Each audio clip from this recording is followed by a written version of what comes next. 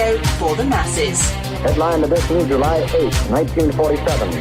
The Army Air Forces has announced that a flying disc has been found and is now in the possession of the Army. If the game is rigged, change the game. Game changer. I occasionally think how quickly our differences worldwide would vanish if we were facing an alien threat from outside this world. This is Fade to Black with your host, Jimmy Church, on the Game Changer Radio Network and KGRA, the Global Radio Alliance. I need your help to get to the year 1985. You're listening to Fade to Black with Jimmy Church on the Game Changer Network.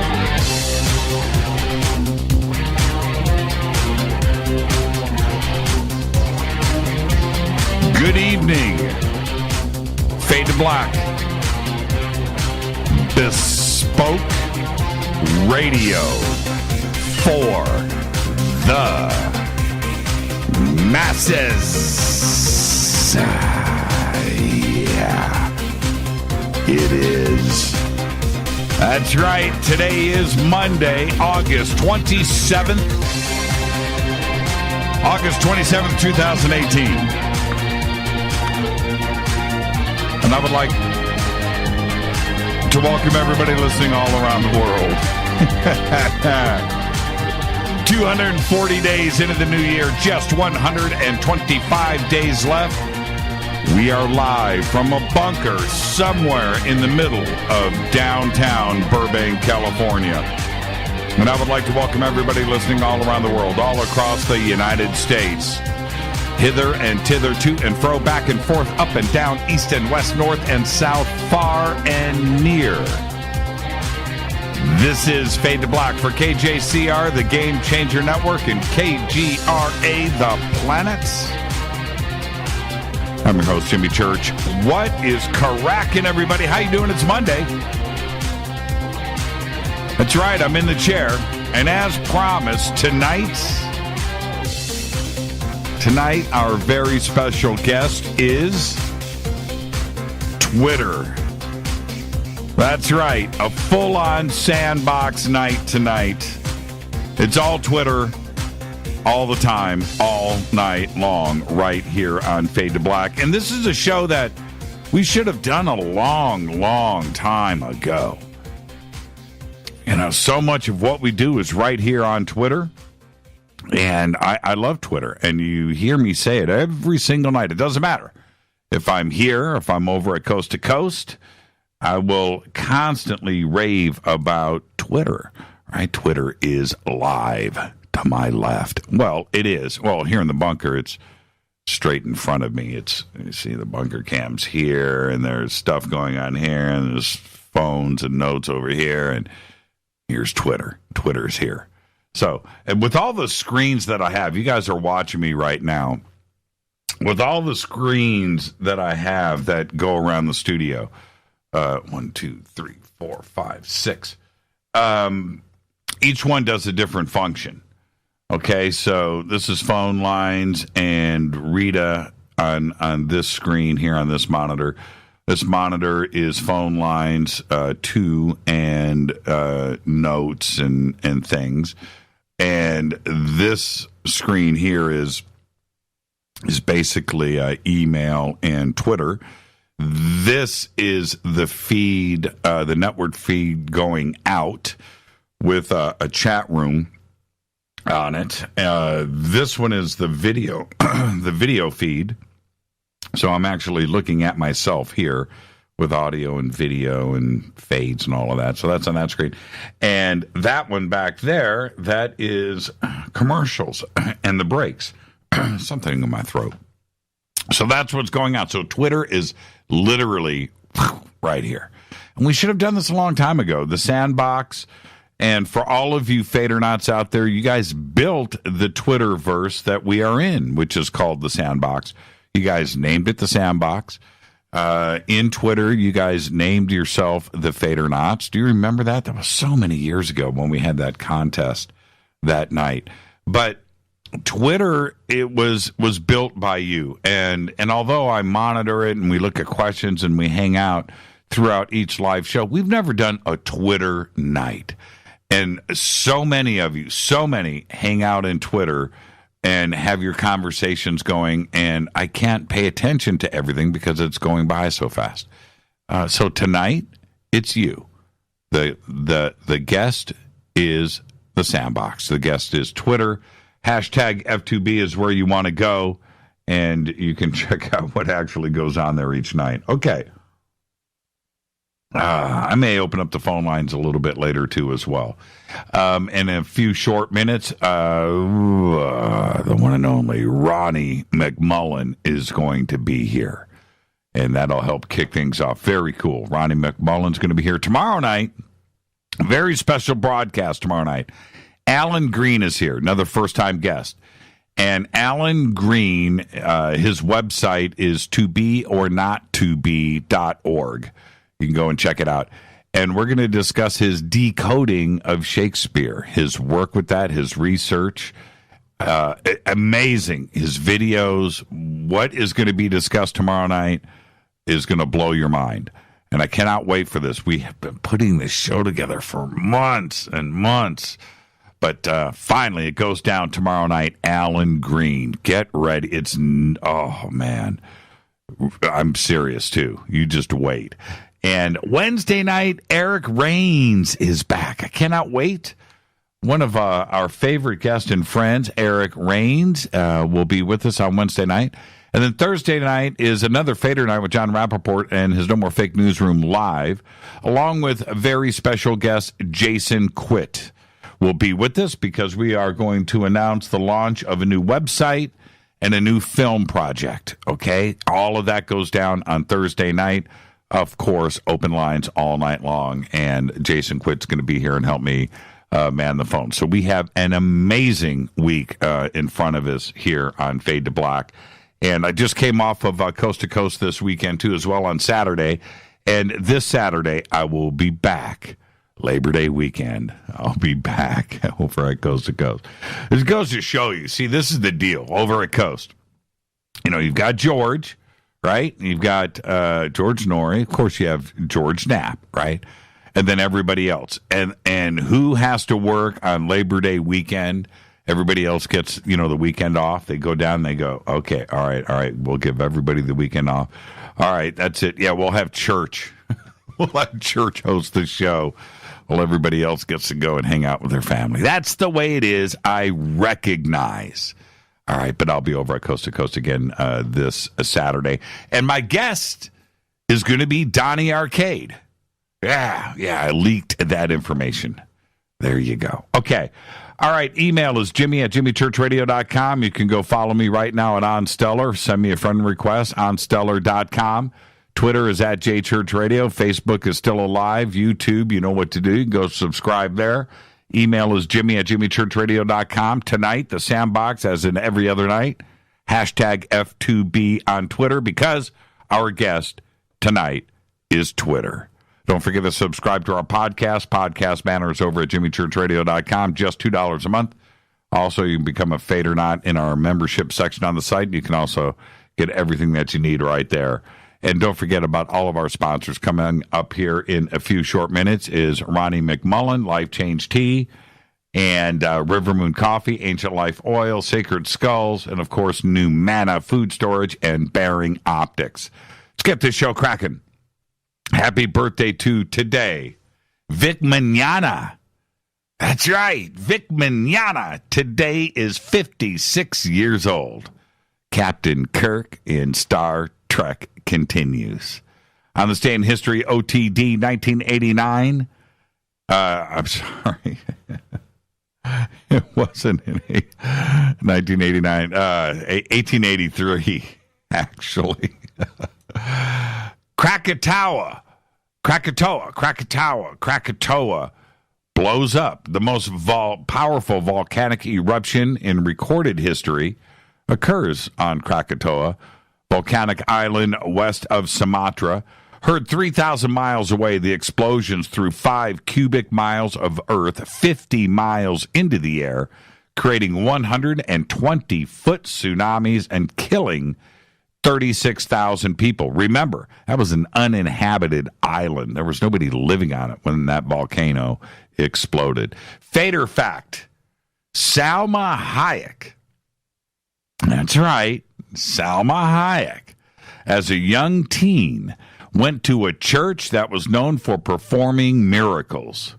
And at that church, she wished for breasts. And that's your Fader fact. And I'm being serious. That's a Fader fact. It's been vetted. That's right. Salma Hayek. So I guess she got her miracle.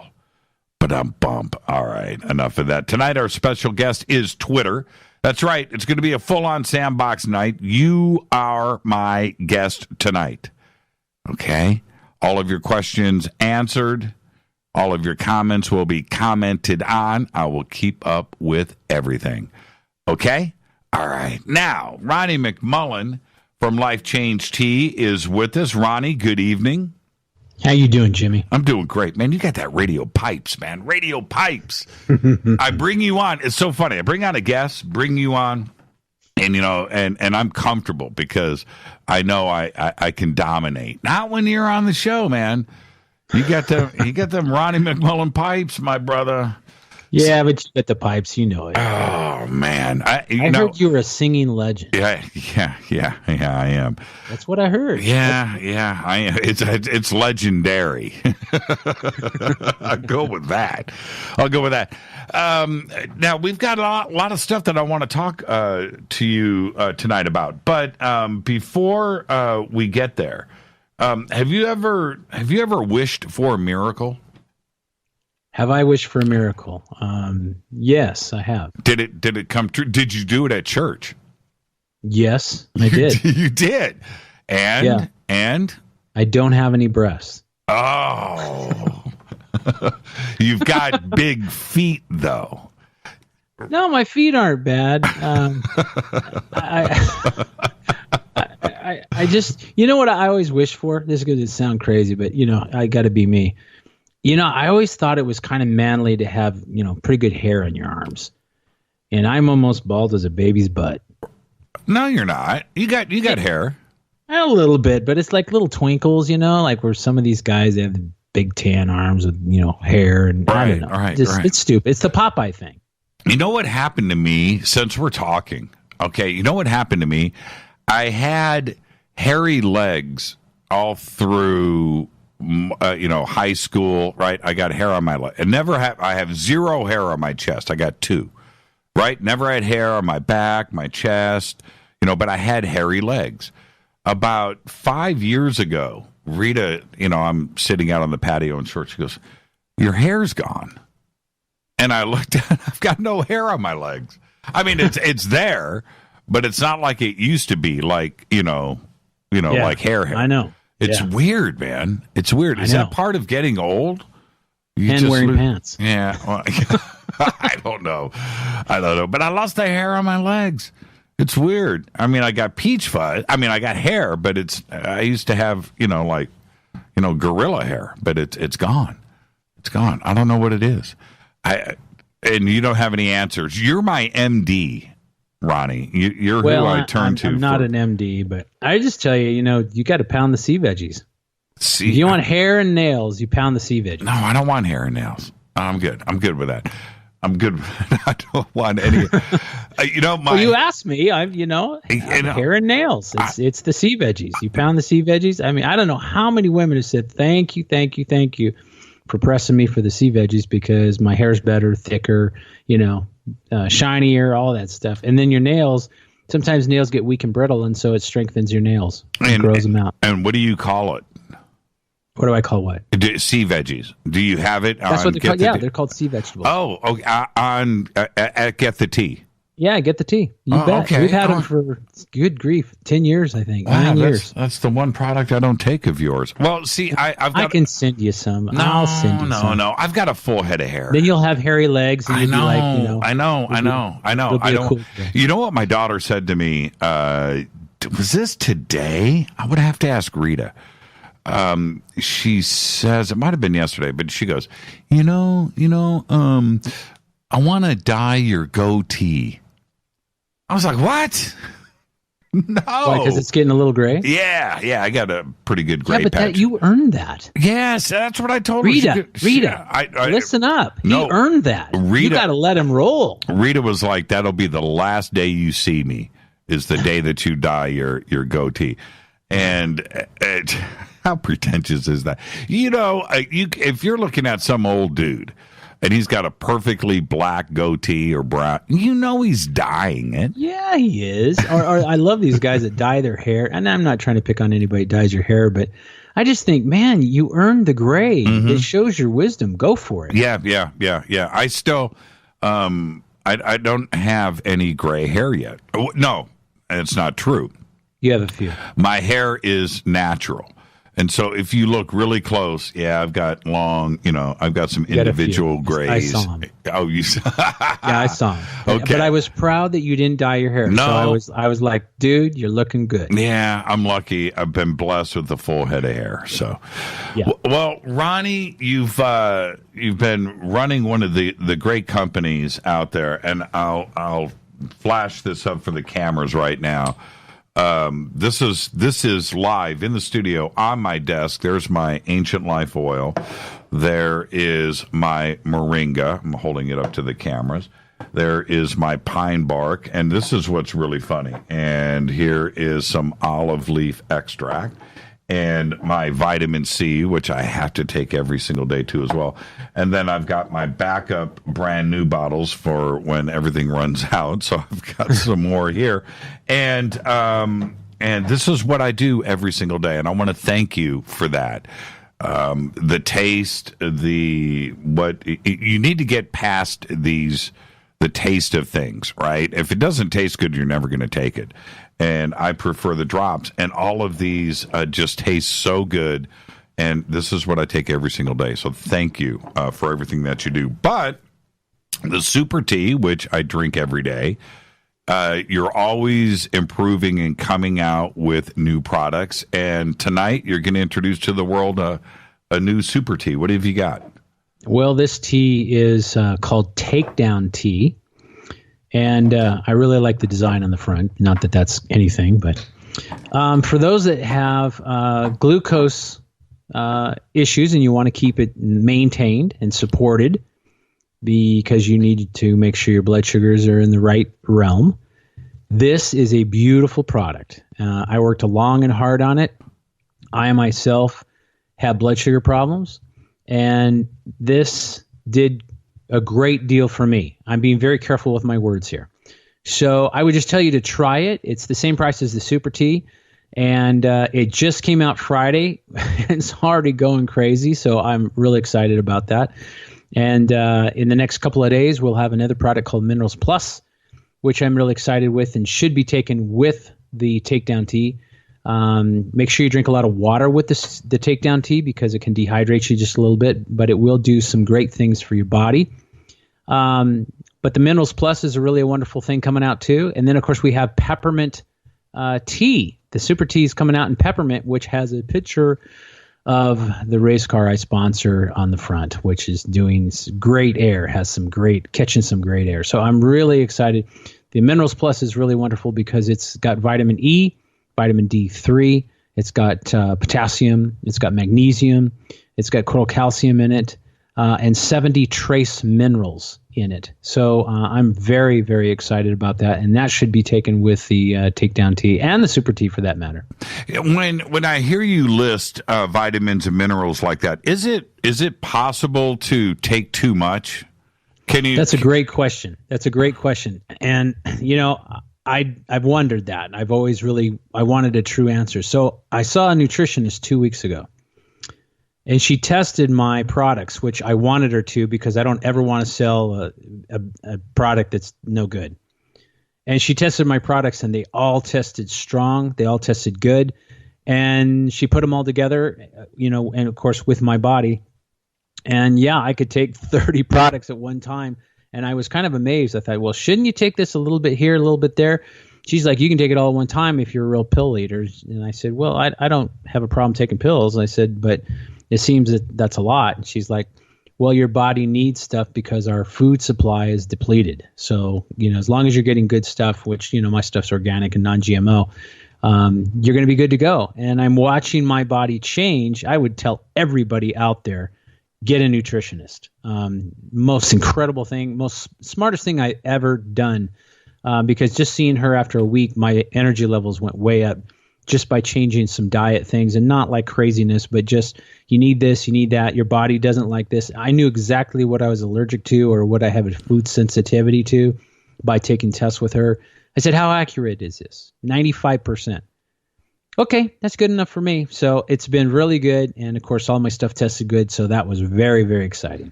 Now, when we hear a lot about vitamin D, and it's obviously added to milk, vitamin D milk. And I think that's where most of us even know what vitamin D is because of that. Why is vitamin D so important? And, for instance, why is it added to milk? Well, it actually, if I'm not mistaken, it is actually occurs naturally in milk. I don't know how natural and homogenized. I think they have to do some additives and that kind of thing. But a lot of raw minerals come and vitamins and not supplements, but a lot of vitamins come in raw milk. We've been taught not to drink raw milk because it's bad for us. That's all fake news, to be quite honest with you. So if you can find raw milk, which I think Sprouts over there in California, they carry raw milk now. I know they do in Arizona. And raw milk is it's like drinking a big bowl of vitamins. So really good. Homogenized, you actually can get sick from. So, and of course, some people disagree with me, but that's okay. But yeah, why do we need it? Well, it's about the sun. It's something to do with the sun. And we need the vitamin D most of us are vitamin D deficient because we're indoors all the time. Nobody works in their yard anymore. Nobody does, only the construction crews are out there working in the sun. So we need a certain amount of sun, and we're not getting it. And so it causes things to happen. Vitamin E is another important one too. And potassium and magnesium, we're short of magnesium, or we're getting the wrong magnesium. But the biggest thing is why I would tell people to go see a nutritionist is because you'll know exactly where your body is. You're not guessing. You're not saying, "Oh, I think I'm deficient." You'll know. It'll say right there, and that's pretty positive stuff. And we need to supplement these in these times, unfortunately, because our food supply has changed and we're being bombarded by chemicals and garbage and everything like that. And it has to do with the sun, right? Yes, vitamin D. If you go out and sunbathe, you're going to get tons of vitamin D. Yeah. So you get it. Your body produces it. Your body produces. It's not like it's coming in through the airwaves. Your body produces it being in the sun. So okay, now it's internal. If you live north, right? If you live north where there's less sun, longer winters, more night, all of that. Better be supplementing vitamin D. You've got to be taking vitamin D. Makes sense. Yeah, I doubt if the South needs much vitamin D. Right. Mexico, Guatemala. Don't think in Arizona, New Mexico, South Africa. Right. I don't think they're deficient unless they're indoors all the time. Now, your racing team. I want to talk about that really quick before we run out of time. You, Connor McMullen, your driver, you're the sponsor of Connor. What happened? Give me the news. I want this is exciting stuff. So if my voice goes up like a little 3-year-old, you'll know why. We just won the largest race in the United States when it comes to dirt, and it is called the Vegas to Reno race. It's 530 or 550 miles, and we race. Obviously a race car, but it's a dune buggy. I call it a dune buggy. The team that I've helped support kind of shrieks when I say that because you think of this little Volkswagen, and it's a very high tech race car that's set for the dirt. And my driver, who is he'll be 18 in November, so he's a young guy. He just won first place in his class. Now that I think he went against 26 cars. So that alone is a big thing. Second thing to note is there was over 300 entries that went into this race, from trophy trucks to Class 10, Class 1, all these different cars, even some motorcycles jumped in and some razors. So out of 300 plus entries, 170-something cars finished.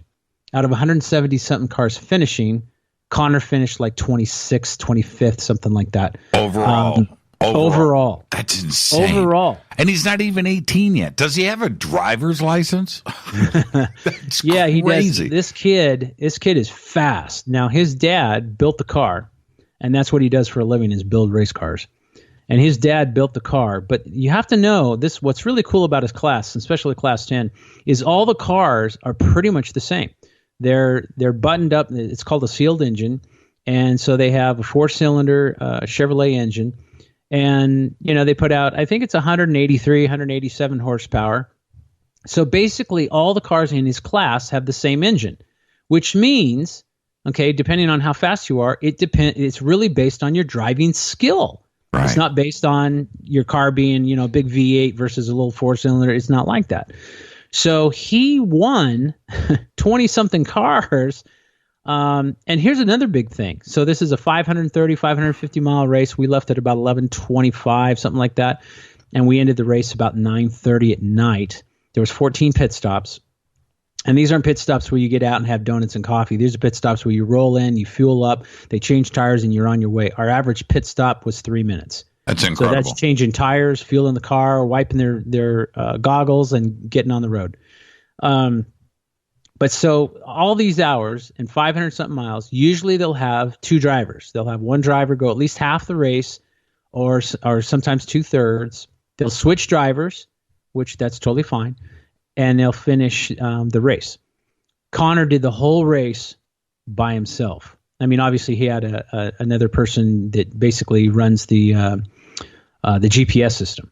But which is very high tech because the powdery dirt, when you're going, they topped out, their top speed was 106 miles an hour. Some of the trophy trucks average 140 miles an hour. That's insane. Insane. And sometimes if a trophy truck is behind another trophy truck and they're averaging 140 miles an hour, there's zero visibility, and happens the same way. So Connor had a bad break on one of his races and the car got hit by another trophy truck. So they were kind of doomed. And so it put him in this race. He started out of 26 cars. He started, I think, number 23. So he had 23 cars in front of him, which means he had to pass all those cars to get into his place and do better time. So I'm very proud of him. I'm very proud that, my sponsored car, basically won one of the biggest races there's only one that I think is bigger, but it's not longer, and that's the Mint 400.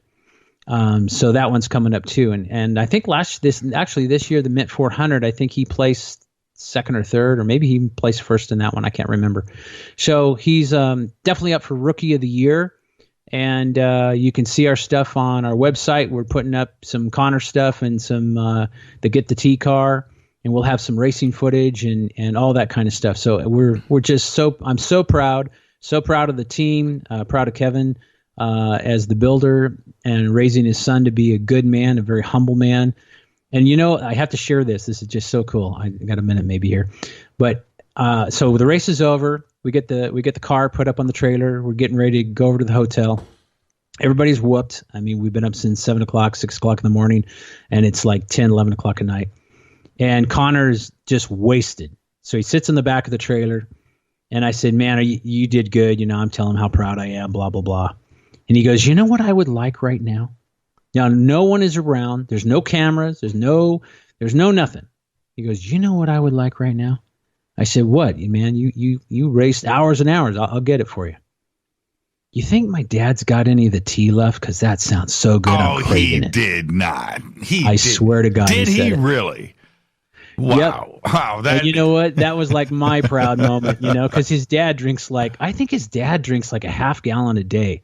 I mean, he's like a get the tea junkie, you know? Unbelievable. So cool. So he's like, yeah, I think my dad's got a cooler in the truck. You know, they keep this big cooler in the truck. And so he goes, yeah, I'm craving it. And it's true. If you drink the tea every day and then you stop, you don't drink it or whatever the case may be, you actually crave it. Your body will crave it. So but I just thought that was great. There was no cameras. There's no crowd. It was just me and him talking on the end of the trailer. And there he says, I really would love, to drink some tea. And I just thought, yep, this is like my own boy. This is great. So cool, Ronnie. And congratulations, not only on the truck and Connor and his dad, Kevin, a great racing team. It made me so proud to go and look at the race results. And right there, sponsorship, get the tea. It's right there.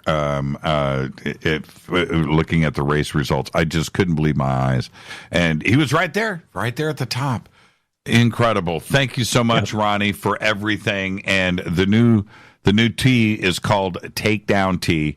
Takedown Tea, and you'll find it under glucose maintenance. It'll be probably in another week or so. It'll be on the front page, and you can scroll down. I might even have some specials on it pretty soon. But it's if you have a glucose, you need glucose support, this will support you, baby. Thank you so much, Ronnie. Behave and be well.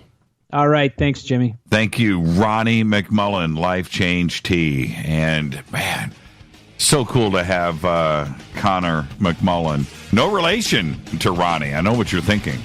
What kind of coincidence is that? Just go to getthetea.com, promo code Fader, Fader. You'll get yourself free shipping. All right, it's Fader night. It's Twitter night here on Fade to Black. We'll figure all of this out here in just a few minutes. Stay with us. I'll be right back.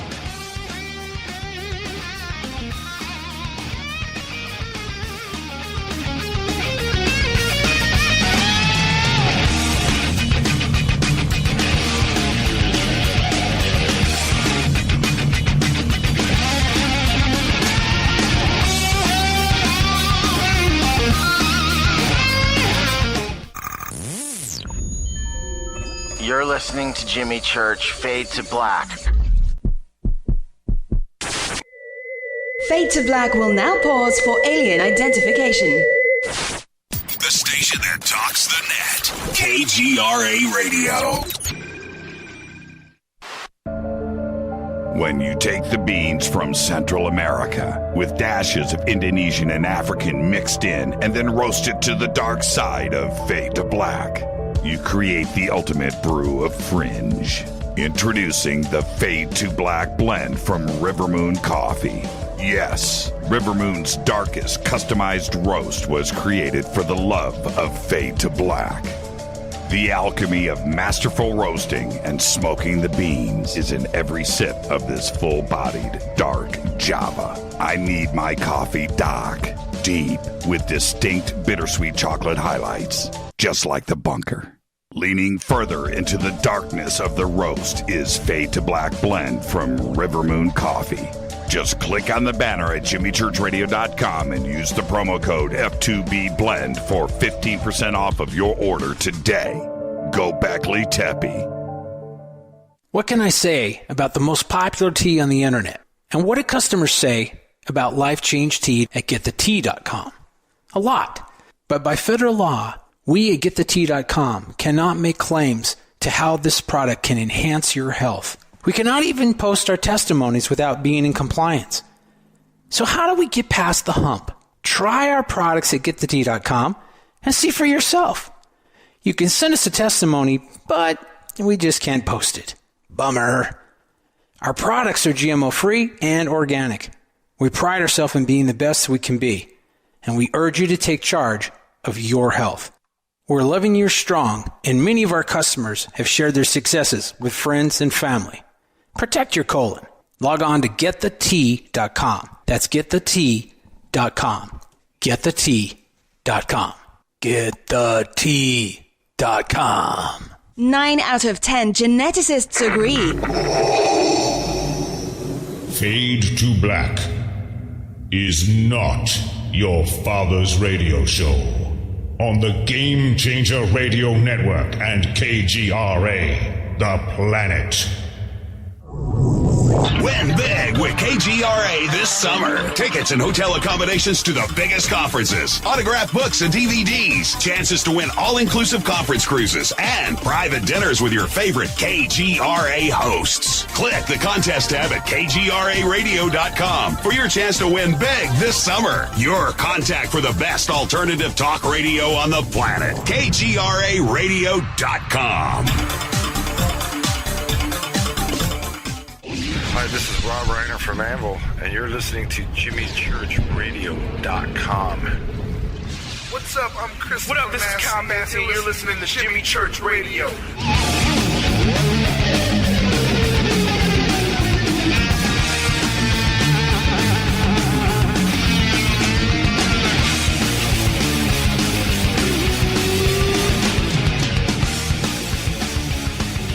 All right, welcome back. Fade to Black. It's Twitter night. That's right. I'm so excited about this. And a couple of things. All right. We spend so much time with all of you on Twitter during each show, and not enough credit where credit is due. So much of the success of Fade to Black is based solely on what you guys have done on Twitter. It's just turned into its own machine, and it's gotten huge. I mean, I thought that a few years ago, Twitter was about as big as it was going to get for us here on Fade to Black, and it is just gotten huge. It's gotten huge. So that's what we're going to do tonight. I'm going to spend my night with all of you on Twitter, and I am going to open up the phone lines, but this is what's going to happen on the phones. Only call in if you are posting on Twitter. If I pick up a phone call and it's somebody that's not on Twitter, you will hear me hang up on you, the audience. Okay, I'm going to have fun with this. So I'll open up the phone lines, but you've got to be on Twitter. That's it. Okay, next. I'm going to do this tonight. Rita doesn't even know. I was straightening out the bunker. I did a bunch of work on the studio here and moved stuff around. I brought the audio racks, and they're now down below here. And so I've got to show. And so the computers that were up above the audio racks got moved down, right? Oh, it's so nice in here. It's just, I have desk space now. I didn't have that before. So anyway, when I was doing that, I found this. I'm holding it up to the camera. This is a brand new, in the box, instruction manual, Studio Dome boombox. Look at that. Still wrapped, the instruction manuals, everything is here. So this is what I'm going to do. It's one of those things that you find and you go, yeah, I found a gift for myself. But no, I'm going to give this away tonight. I'm going to give this away. And this is the requirements for this. This is not cheap. But the best tweet tonight that uses the hashtag F2B or F2BQ for Fade to Black questions, the best tweet will get this brand new Studio Dome. All right? Okay. So there you go. How cool is that? Somebody's going to get this tonight, but it's got to be the most awesomest. And I want to just make sure that you use hashtag F2B or hashtag F2BQ, and I'll ship that to you. Just make it good. Make it good. Make it funny. Make it smart. And there you go. Now, I'm going to jump over here to Twitter. Let's see what Jordan says. What's your favorite work you did in the music business? Oh, okay. I get it. Producing and mixing was my favorite part about it. Hanging out with artists and all of that stuff, but the art of mixing, I go back to 2-inch tape and then ADATs and digital, and of course today everything is done on computers, but there is something about mixing. But I love recording too, and I love placing microphones on stuff. But all of that is the process, right? Engineering and producing.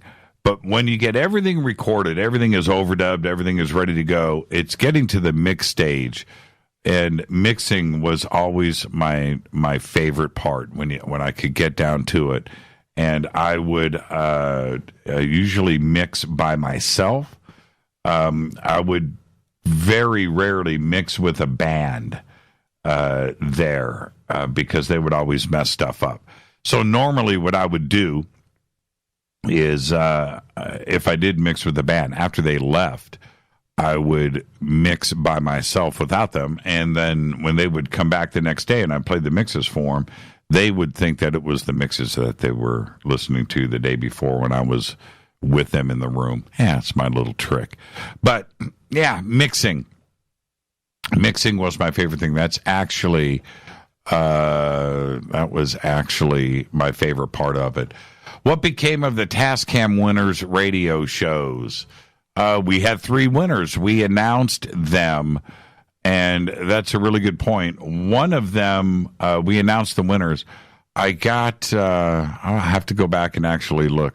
I got one of the submissions actually finish the show and send it in to us. The other 2 did not. They took the gear and probably didn't know how to use it. And we were waiting for the other 2. I've got one of the shows that sent it in and was finished.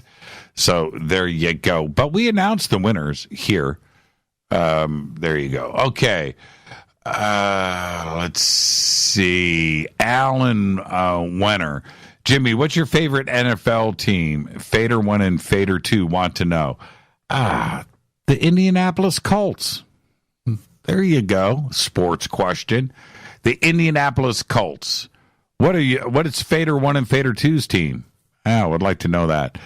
Let's see. Is it secret that you like to brush ponies? Man, that's an old, that goes way back. And I'm going to, that was a Rita thing, the brushing ponies. And I'll never forget that. When it came in, I was like, what? And there you go. So that goes back a long ways.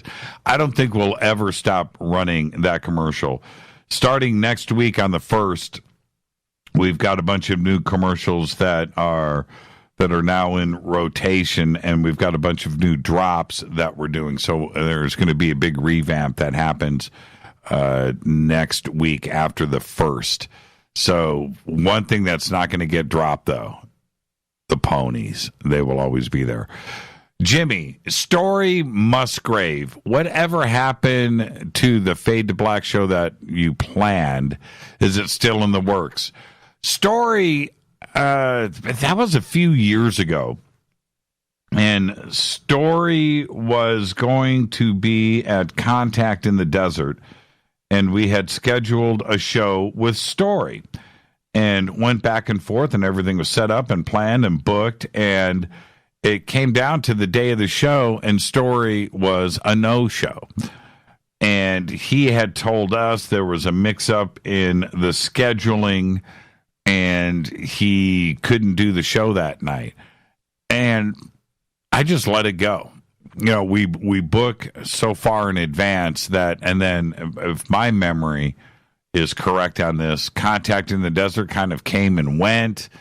And then after that, Story just kind of dropped out. He kind of dropped out of things. So I would have loved to have done the interview. I don't know. Rita, have we had an astronaut on the show? Yeah, that's a good question. Have we had an astronaut on the show? I think we have. I can't remember. So, but that's what happened with Story, and it just kind of came and went. It was kind of a weird thing, and once I'll say this, let me jump into the zone here. We do so many shows Okay, there's 4 nights a week of this, and there's 1 or 2 nights of Coast to Coast AM, week in and week out.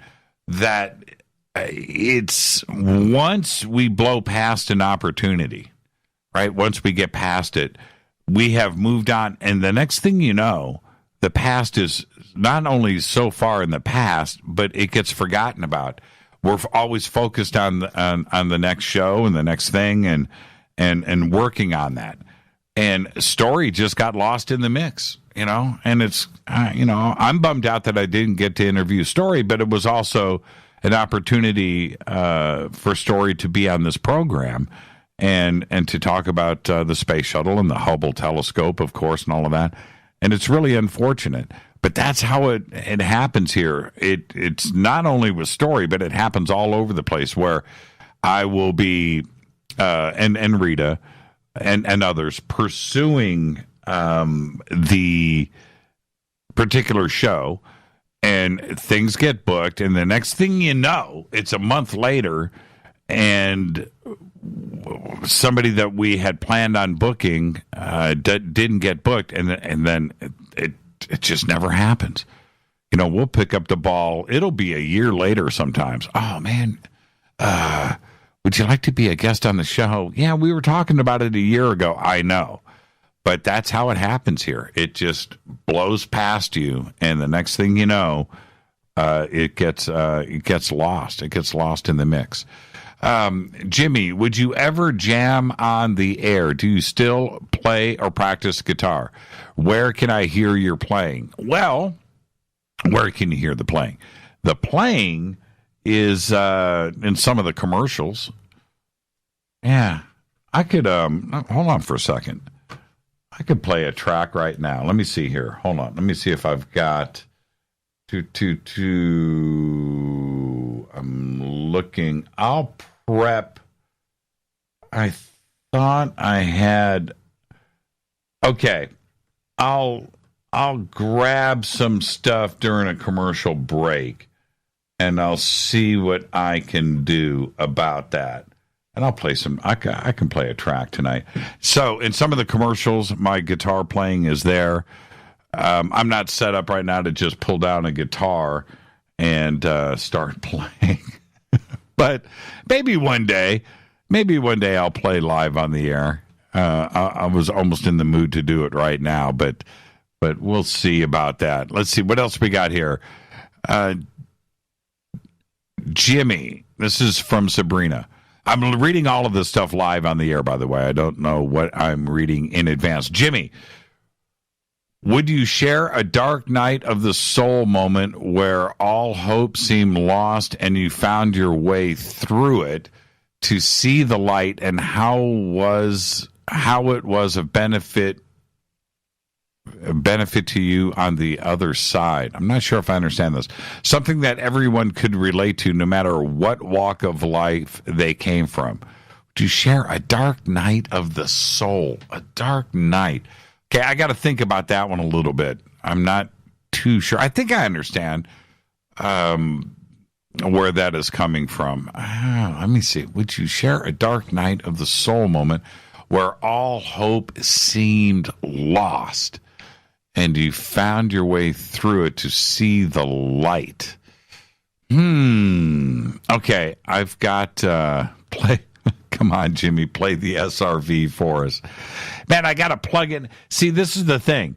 I have an amp. I've got the Fender Mustang right here, right behind me. But I would have to plug in, turn it on, get a tone, and there's noise gates, and there's things. I don't have it plugged into the console. There's no direct. It's not that simple. I would have to plan in advance. But yeah, I don't have any issues with it. I have nothing. There's no shame in my game. Okay? There's no shame in my game. As far as the dark moment goes, Rita, what dark moment should I share? Should I share a dark moment? I don't even know. We've all got them for sure. Okay. A dark moment. A dark moment. I don't know. I got to think about that one. I got to put that one in. I mean, the one thing that I've shared for everybody is the time that I was in the hospital when I was 20 years old. That was a strange thing where I didn't know what was wrong with me. I was very, very ill. My temperature was all over the place, which I didn't know. Physically, it was telling me that, but I didn't take my temperature. I was too much of a doofus. I was 20 years old. But I wound up in the hospital, and when I got there, I didn't leave for 28 days. Yeah, 28 days in the hospital. And that's where you reflect on things. I left in a wheelchair and was left in that kind of state for a very long time after that, almost a year. But the thing that if that hadn't have happened, I wouldn't have moved to California. I probably would have stayed in Indianapolis. But that's one of the best examples I can give of hitting a point in your life where it just scared me. It scared me. And I said to myself, if I get up out of this wheelchair, right, and I get to the point where I can walk and look normal and just physically get to that point, that I was going to jump on a plane and go to California. I was not going to squander my youth and the opportunity I didn't want to just let life pass me by. Yeah, I didn't want to have it happen. So there you go. And I came to California, and I'm here with you tonight, probably because I got sick. And I got really ill. I mean, it was bad news. Let's go to the phones. Hi, you're live on Fade to Black. Who's calling? Is Jake here? You're live on the air. Are you on Twitter? Yes, Sinbad Rep on Twitter. Oh, okay. I got you right here. How you doing? Pretty good. About yourself? Well, it's Twitter night, man. And you're hanging out. I was watching your tweets earlier. Yes, I just wanted to ask you a couple of questions about recently the Mr. Calvin Parker from the Pascagoula UFO abduction incident came out. Have you heard anything else about that, or have you ever made any inquiries about him having him on the air? I have, and I'm happy that Calvin finally, after all of these years, has decided to speak out. He's got his new book out, and I know that he's been doing some media stuff, and they have reached out to us about having him on the show, so we may be doing that very soon. Okay, I was just wondering, because I grew up right a few miles from where he was, so I was just wondering about that. It's good to know that he actually came out, to tell the world his story, than just because I couldn't believe like what he went through, and then went that many years of secrecy, and then all of a sudden, he just came out, and I'm really glad that happened and what he's done. Yeah, have you met him? I have not. I want to one day, but it's just good to know like our area of the country and our area of the South is like there's a guy that. He's told the truth, and I honestly 100% believe what he's told. Yeah, and when that story broke, and I'm thinking now it was 1973, and that was before Travis Walton. And when that story broke, it made the headlines. And one of the things that I felt really bad about Mr. Parker was the jokes and the making fun of him in the South and Pascagoula, how he was treated over the years. I thought that was not cool, and that was probably part of the reason why he just decided not to talk about it anymore, because he was teased so much. Yeah, honestly, I don't blame him, because honestly, as you can tell, I have the same accent as he does, and then when you tell someone these stories that you experienced personally, it's just like as soon as your accent plays and goes into play, it's just like they pretty much discredit you right off the bat, regardless. Yeah, and that's the way they did it, back then. Today, I don't think it's as much like that. I think that we all know and understand that there is something going on out there, and the UFO question and ET contact is not the funny subject that it used to be, and which is why Calvin probably, I haven't spoken to him, but which is probably why he feels it's safe, to come out and talk about this now. But we're going to get him on the show. I can promise you that.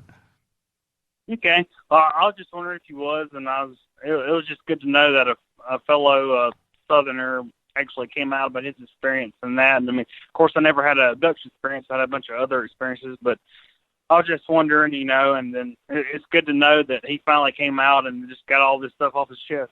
Thank you so much, man. And just go and hang out on Twitter, okay? It's Twitter night. All right, I appreciate it. You have a good night, and I love the show. Yeah, thank you so much. See, you got to be on Twitter.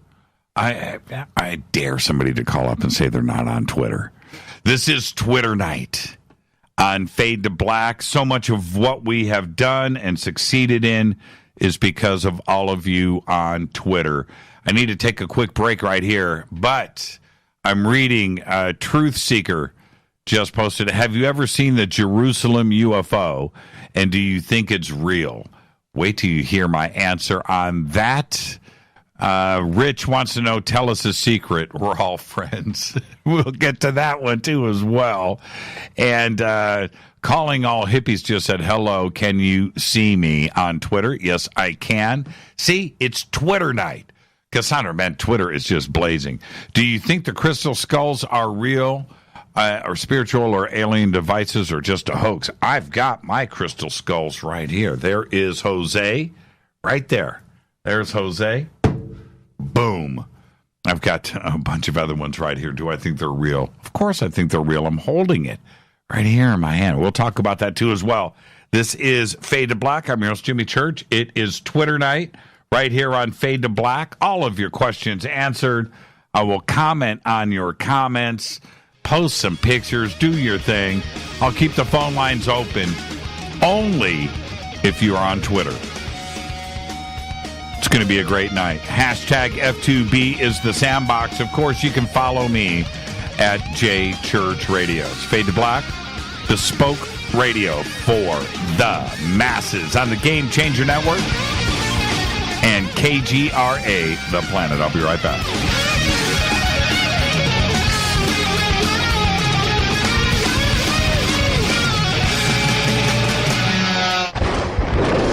This is Fade to Black with Jimmy Church on the Game Changer Radio Network and KGRA, the Global Radio Alliance.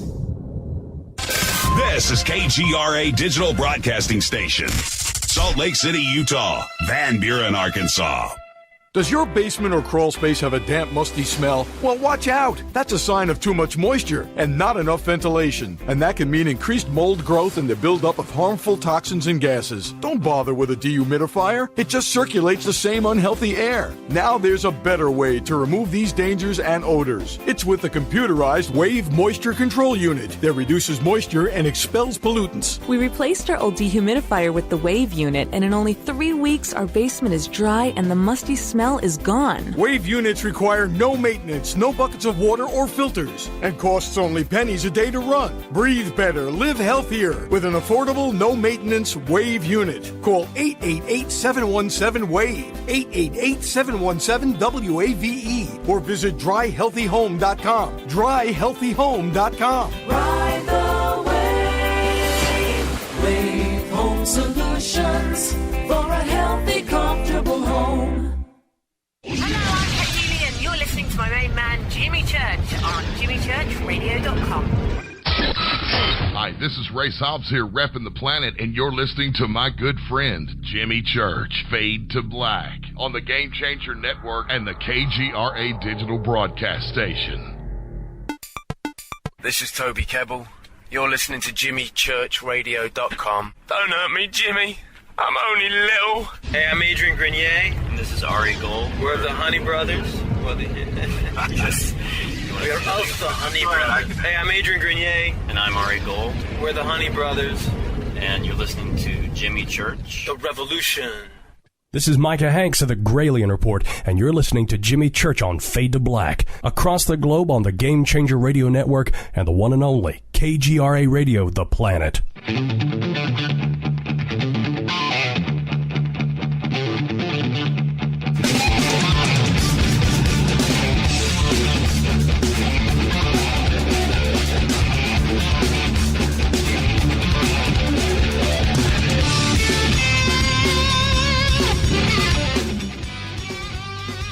Welcome back. Fade to Black. I'm your host, Jimmy Church. Tonight is Twitter night. That's right, Twitter night on Fade to Black. It's about time we've done this.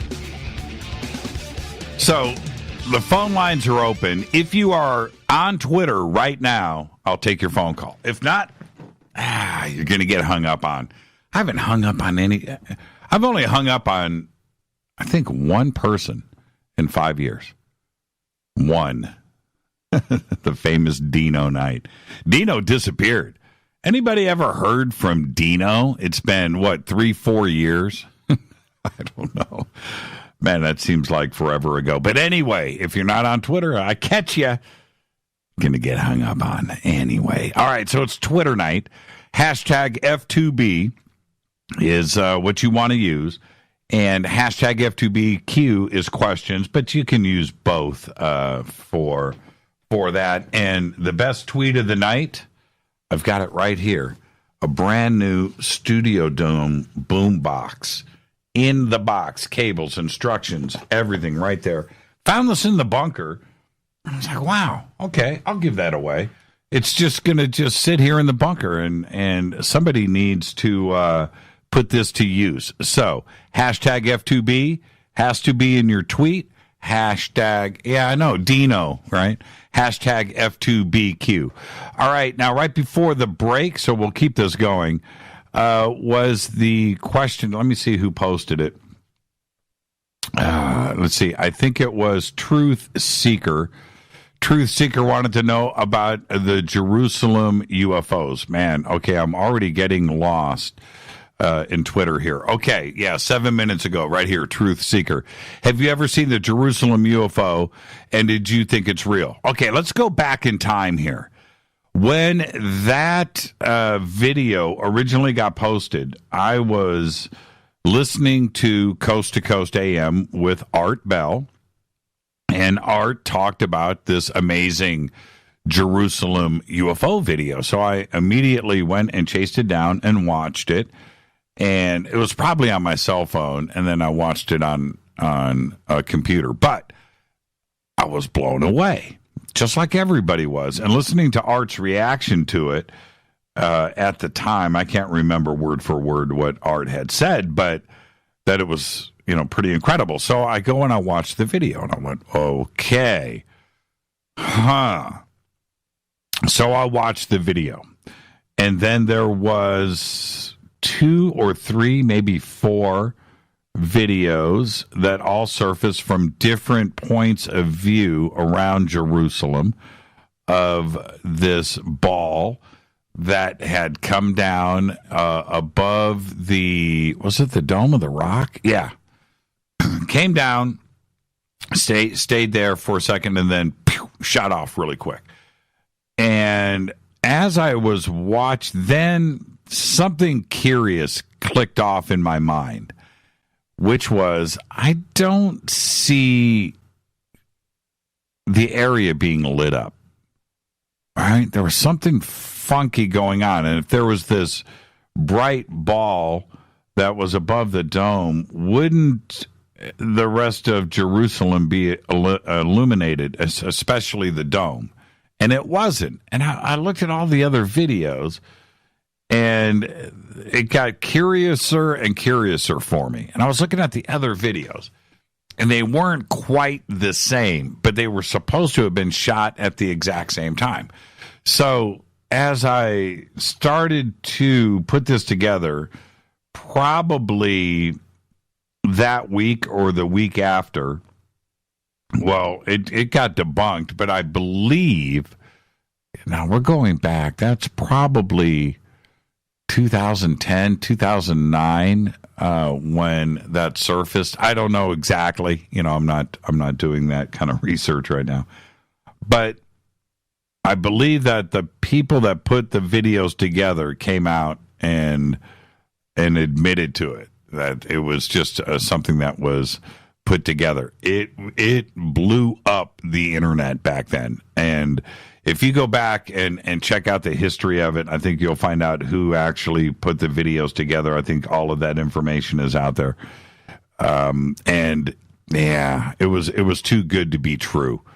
It was well put together, and having the crowds. Now, what it also did, if you remember, it also started a trend in hoaxed videos where you would have people standing around shooting, and so you're shooting the video, right, of a blank sky, but you've got 4 or 5 friends around you going, wow, that's amazing, look at that, yeah, look at that.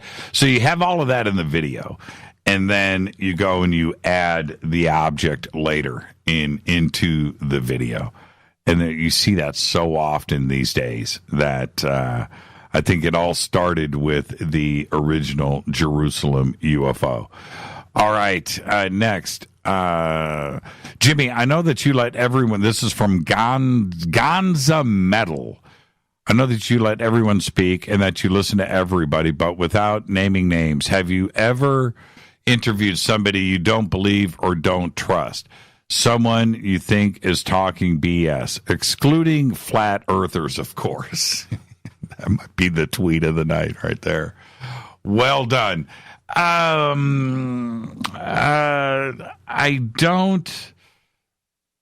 don't really look at things with that frame of mind. I don't want to come at things with that reference. And one of the reasons why I don't do that is I've seen what I have seen and have experienced what I have experienced.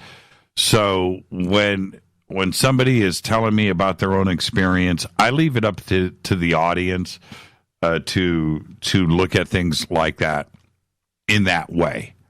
That's what I do. I don't necessarily, have I ever been in a position where I went, oh man, only, I think twice, and I'll go ahead and say who and what. Stan Romanek, with his story about coming back in his neighbor's clothes. I felt a little iffy about that. And then the other one was Michael Horn. I'll just say it right now. Michael Horn, I had him on talking about Billy Meyer, and when he flashed the picture that he had sent us of the cross up in the sky that Billy Meyer had taken in India with Jesus on it, it just didn't sit right with me. It was just one of those things. I just looked at the picture and I just didn't buy it. So, but that's it. That's it. Okay, let's go to the phones. Hi, you're live on Fade to Black. It's Twitter night. Who is this on Twitter? This is Todd Varner from Fayetteville, Arkansas. Ah, how are you, man? Doing good. And what's your name on Twitter? It's the same, Todd Varner. Okay, all right. I didn't know if you went through, because that's what I see here, but sometimes people have different names that they use from their account. How are you, man? Yeah. I'm doing great. Hey, I have a question for you. Sure. I need your opinion, really. After watching, the pictures and the video and the commentary from Contact in the Desert, and the pictures and video, and all the memories from Soltech, I've got to go to these things. I've never been to either one of them, but I can only go to one, and I'm kind of leaning towards the more intimate, kind of smaller Soltech gathering. But I know Contact in the Desert's got a whole lot of stuff going on, right? And, I'm kind of introverted. And so I do kind of value the smaller kind of crowds, and but I was just kind of wondering what your how you feel about Soul Tech and like the group that's there, and is it something that you helped put together yourself? Yeah, we that was Rita and Dana, Modern Masters, and Fade to Black and the Game Changer Network that was put together. But you're right about the differences between the two conferences. One, first off, Soul Tech being at ECETI, yeah, sure, it's a smaller conference, and it's a smaller conference because we can only fit so many people at ECETI. It would be huge if we could, if there was a hotel there or there was a way to house more people or feed them. But it's up to us to feed and clothe and house everybody, right? So it's two different things. But what you get at ECETI that you're not going, which ECETI allows us to have all of those other experiences that are going on. One, of course, the sky watching out at the Field of Dreams each night. You have the medicine wheel. You have the property. You have 75 acres there. You have portals and things and magic and all of the stuff that comes with ECETI. That is an impossibility with a conference like Contact in the Desert.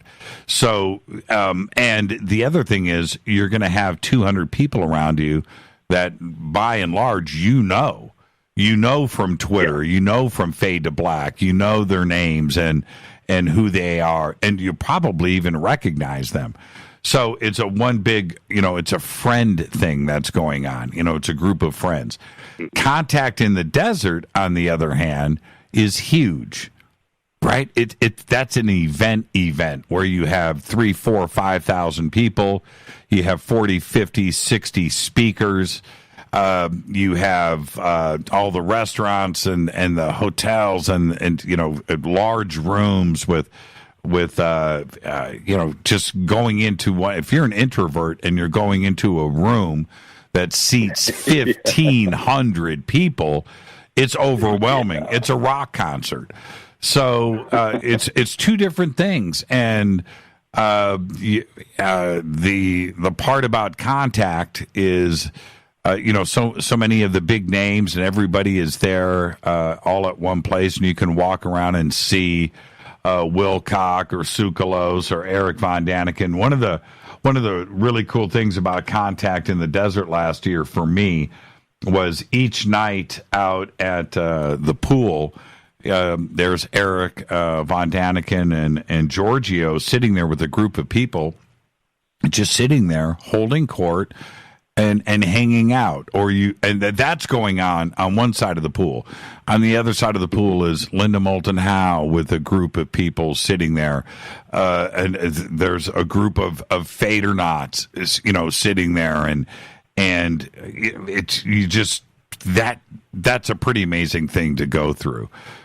So it's the opposite of what Soul Tech is about. Soul Tech is about teaching and hanging out and sharing stories and experiences and learning and then of course Skywatch and the other beautiful thing for me at Soul Tech was 3 times a day we're eating. We have breakfast, lunch, and dinner, and everybody getting together at these tables, and I'm walking around, hanging out with everybody, listening to these conversations that are happening at each one of the dinner tables, and it was just so much fun. So that's something that you're not going to get, at the bigger conferences, because Soul Tech is about friends and hanging out and learning together. Awesome, Jimmy. Thank you very much. You've been a huge help on that. So I'm going to see you at Soul Tech next year. That's what I'm planning on. I'll probably fly up, probably mail my camping gear up there, and just, try to just immerse myself for the entire time I'm there. It's going to blow your mind. The second, and you hear it over and over again from everybody that has made the journey over to ECETI. But it's really true, man. You pull through the gates, and you get onto the property, and your adrenaline, because you know you're there, right? And the expectations are high. But you get out of your car, and you put your feet on the ground, and you take a breath, and you look around, and you feel the electricity. It is so cool to go through. So, and I'll be there. I'll be there next year, man, with you. Awesome. All right, Todd? Awesome. Thank you, Jimmy. Thank you, Todd. Go hang out on Twitter. Will do, sir. I'll talk to you, man. That's so cool to hear Todd's voice. And that's the beauty right there of Twitter. So if you're on Twitter, give me a call.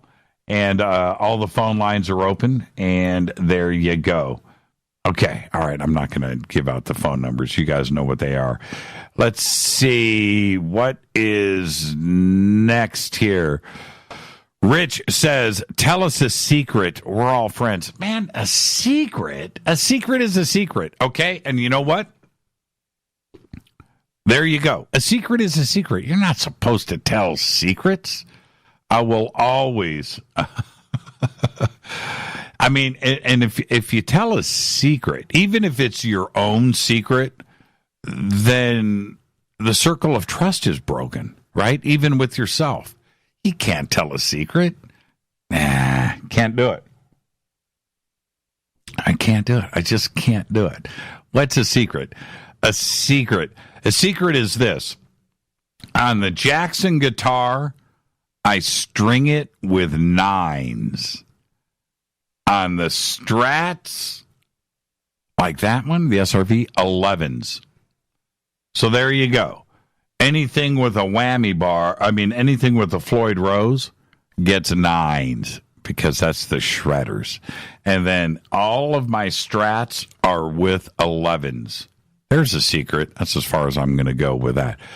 Jimmy, do you think the crystal skulls, and this is from Cassandra, do you think the crystal skulls are real, spiritual, or alien devices, or just a hoax?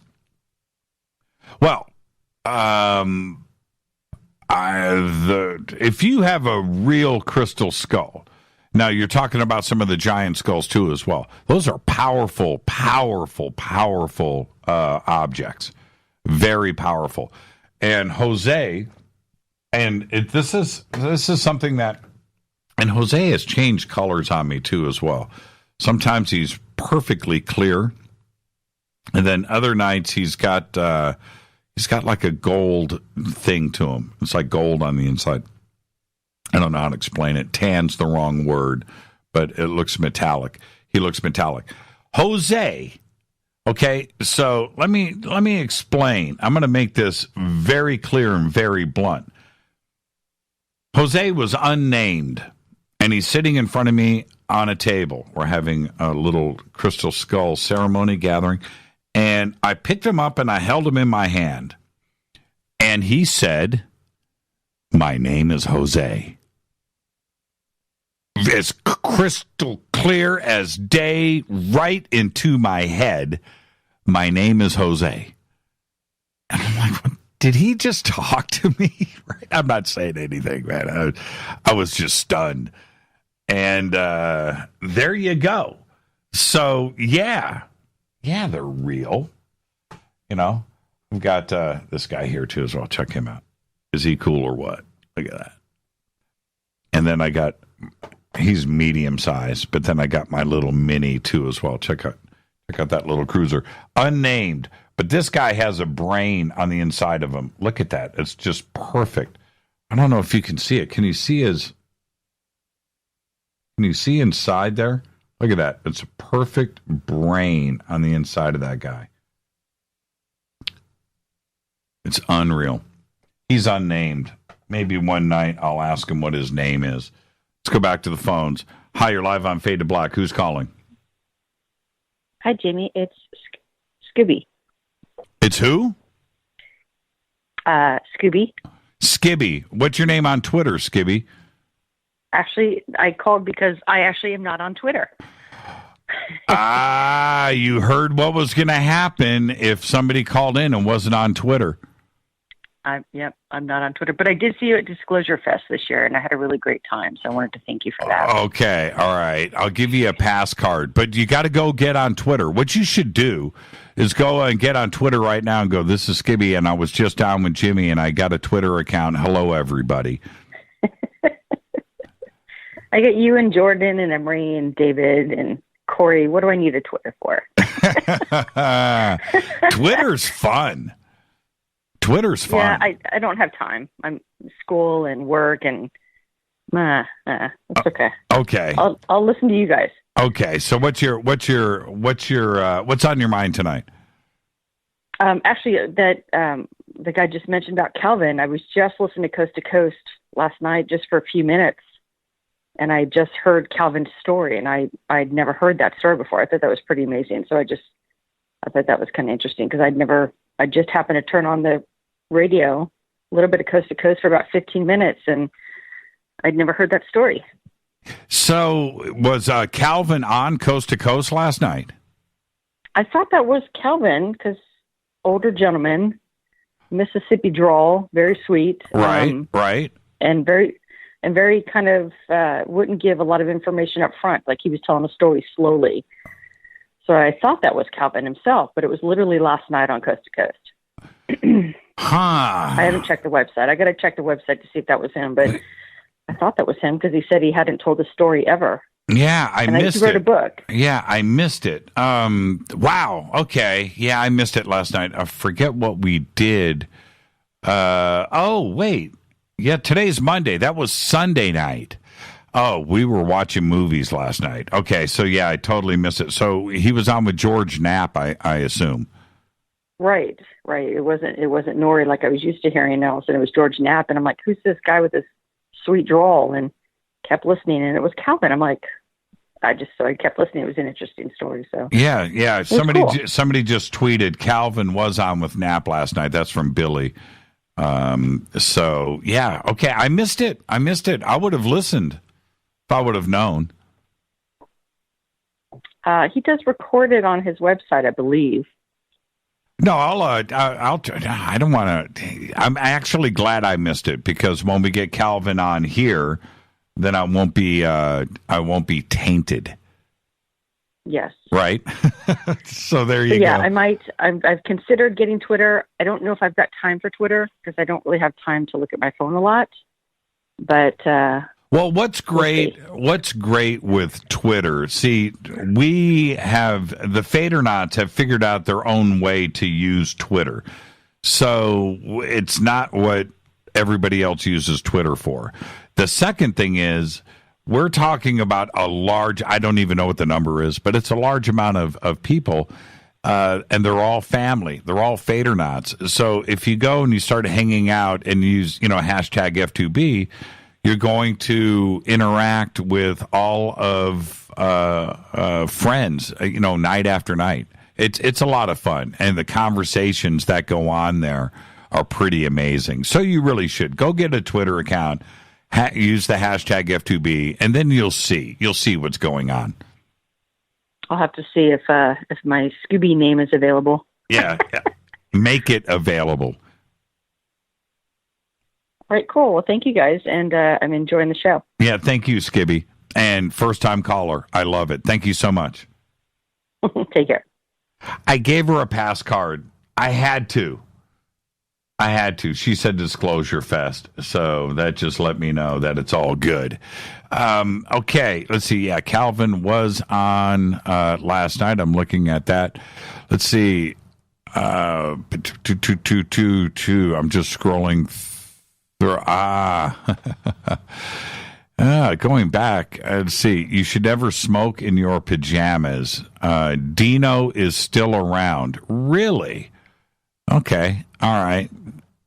Everybody wants to talk about Dino. I've got to head towards a commercial break right here. Let's see. Are you ever going to have anyone on to discuss Rakanhari, a new city in the Indus Valley that was larger than older than I don't know. And will you have Graham Hancock on to discuss Gunung Padang? I've had Graham on talking about Gadam Padang many times, but I would like to get Graham back on the show. He's finishing up another book, by the way. He is actually writing right now. But I think Captain got hung up on accidentally once. Really?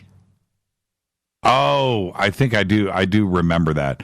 But yeah, we got to get Graham back on the show. But he's let me know the first chance he's got when he finishes up writing. I will have him on the show. Let's see.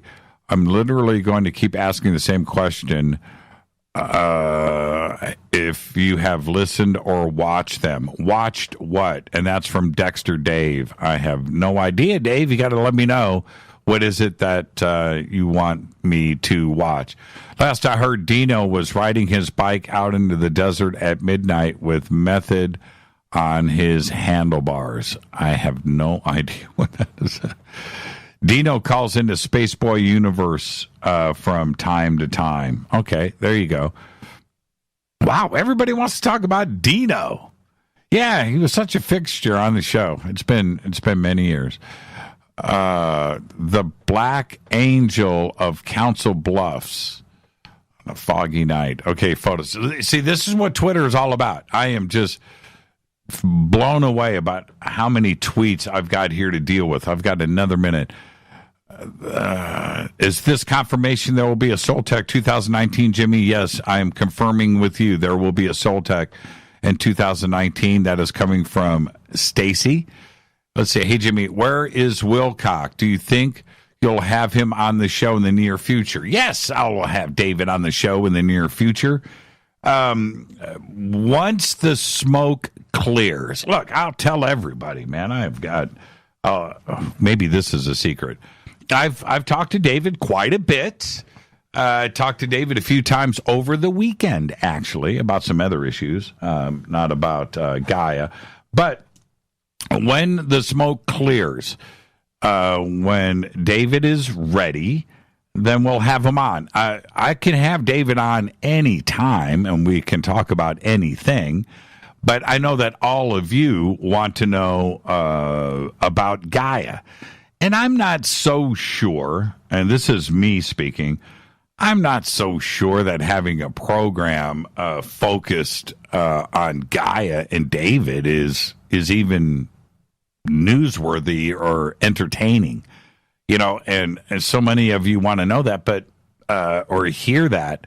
I'm just not so sure if there's a show there, you know, to sit and talk for 2.5 hours about Gaia. Now, will we have David on? Absolutely. When David is ready, we will have him on. It's really that simple, okay? And when there is something there, I can have David on at any point to talk about anything. There's always stuff to talk about. But for you guys out there, and if I bring David on and we don't mention Gaia for 2.5 hours, you're going to think that we're avoiding the issue. And there's always that problem too, as well. And I don't want it to be that. I don't want it to go that direction. And with that, let's take a break. This is Fade to Black. It's Twitter night. I'm hanging out with you on Twitter. And we'll get to all of your Twitter questions when I come back. It's Fade to Black. I'm your host, Jimmy Church. Stay with us.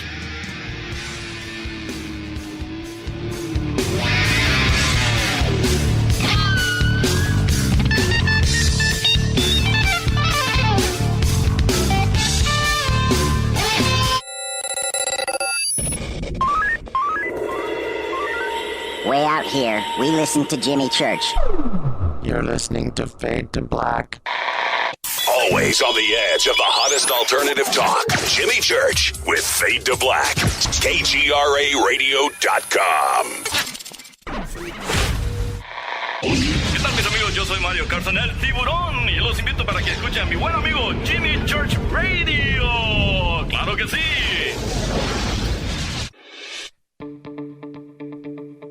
Hurricanes, earthquakes, wildfires. This year we've experienced more than our fair share. This is Jimmy Church of Fade to Black. And last month I decided to make sure my family does not have to worry about food should we get caught in a real emergency situation. Introducing Numana, a healthy, storable product that tastes so good that you'll want to eat it every day instead of just during those times of duress. All Numana products have a 25-year shelf life, are MSG and GMO-free, no preservatives, and are made in America. With the Numana pack in your home, you'll be able to sleep at night knowing that you've protected your family. Not only have I tasted and tested, I own it. Now you can too. Just click on the Numana banner on JimmyChurchRadio.com and use the promo code Jimmy when you order. In addition to a discount, we'll send you an autographed Fade to Black t-shirt. Seriously, go Beckley Tappy. Do you worry a lot? Whether you're a college student, busy professional, parent, or grandparent, ongoing stress and elevated levels of the stress hormone cortisol can rob your memory, your health, and your future. Now you can combat the effects of stress and anxiety while improving your memory and recall at the same time with the dietary supplement Calm and Clever. Studies show that the ingredients in Calm and Clever reduce cortisol by as much as 30% in 1 to 2 weeks. Call 1-800-758-8746 or calmandclever.com. You listen to us, and we listen to you. And so does the CIA. KGRARadio.com. You are listening to Fade to Black with Jimmy Church on the Game Changer Network. Oi, oi, I'm Reese Evans. You're listening to Jimmy Church. This is Revolution. The revolution will not be televised. The revolution is on radio. Ciao.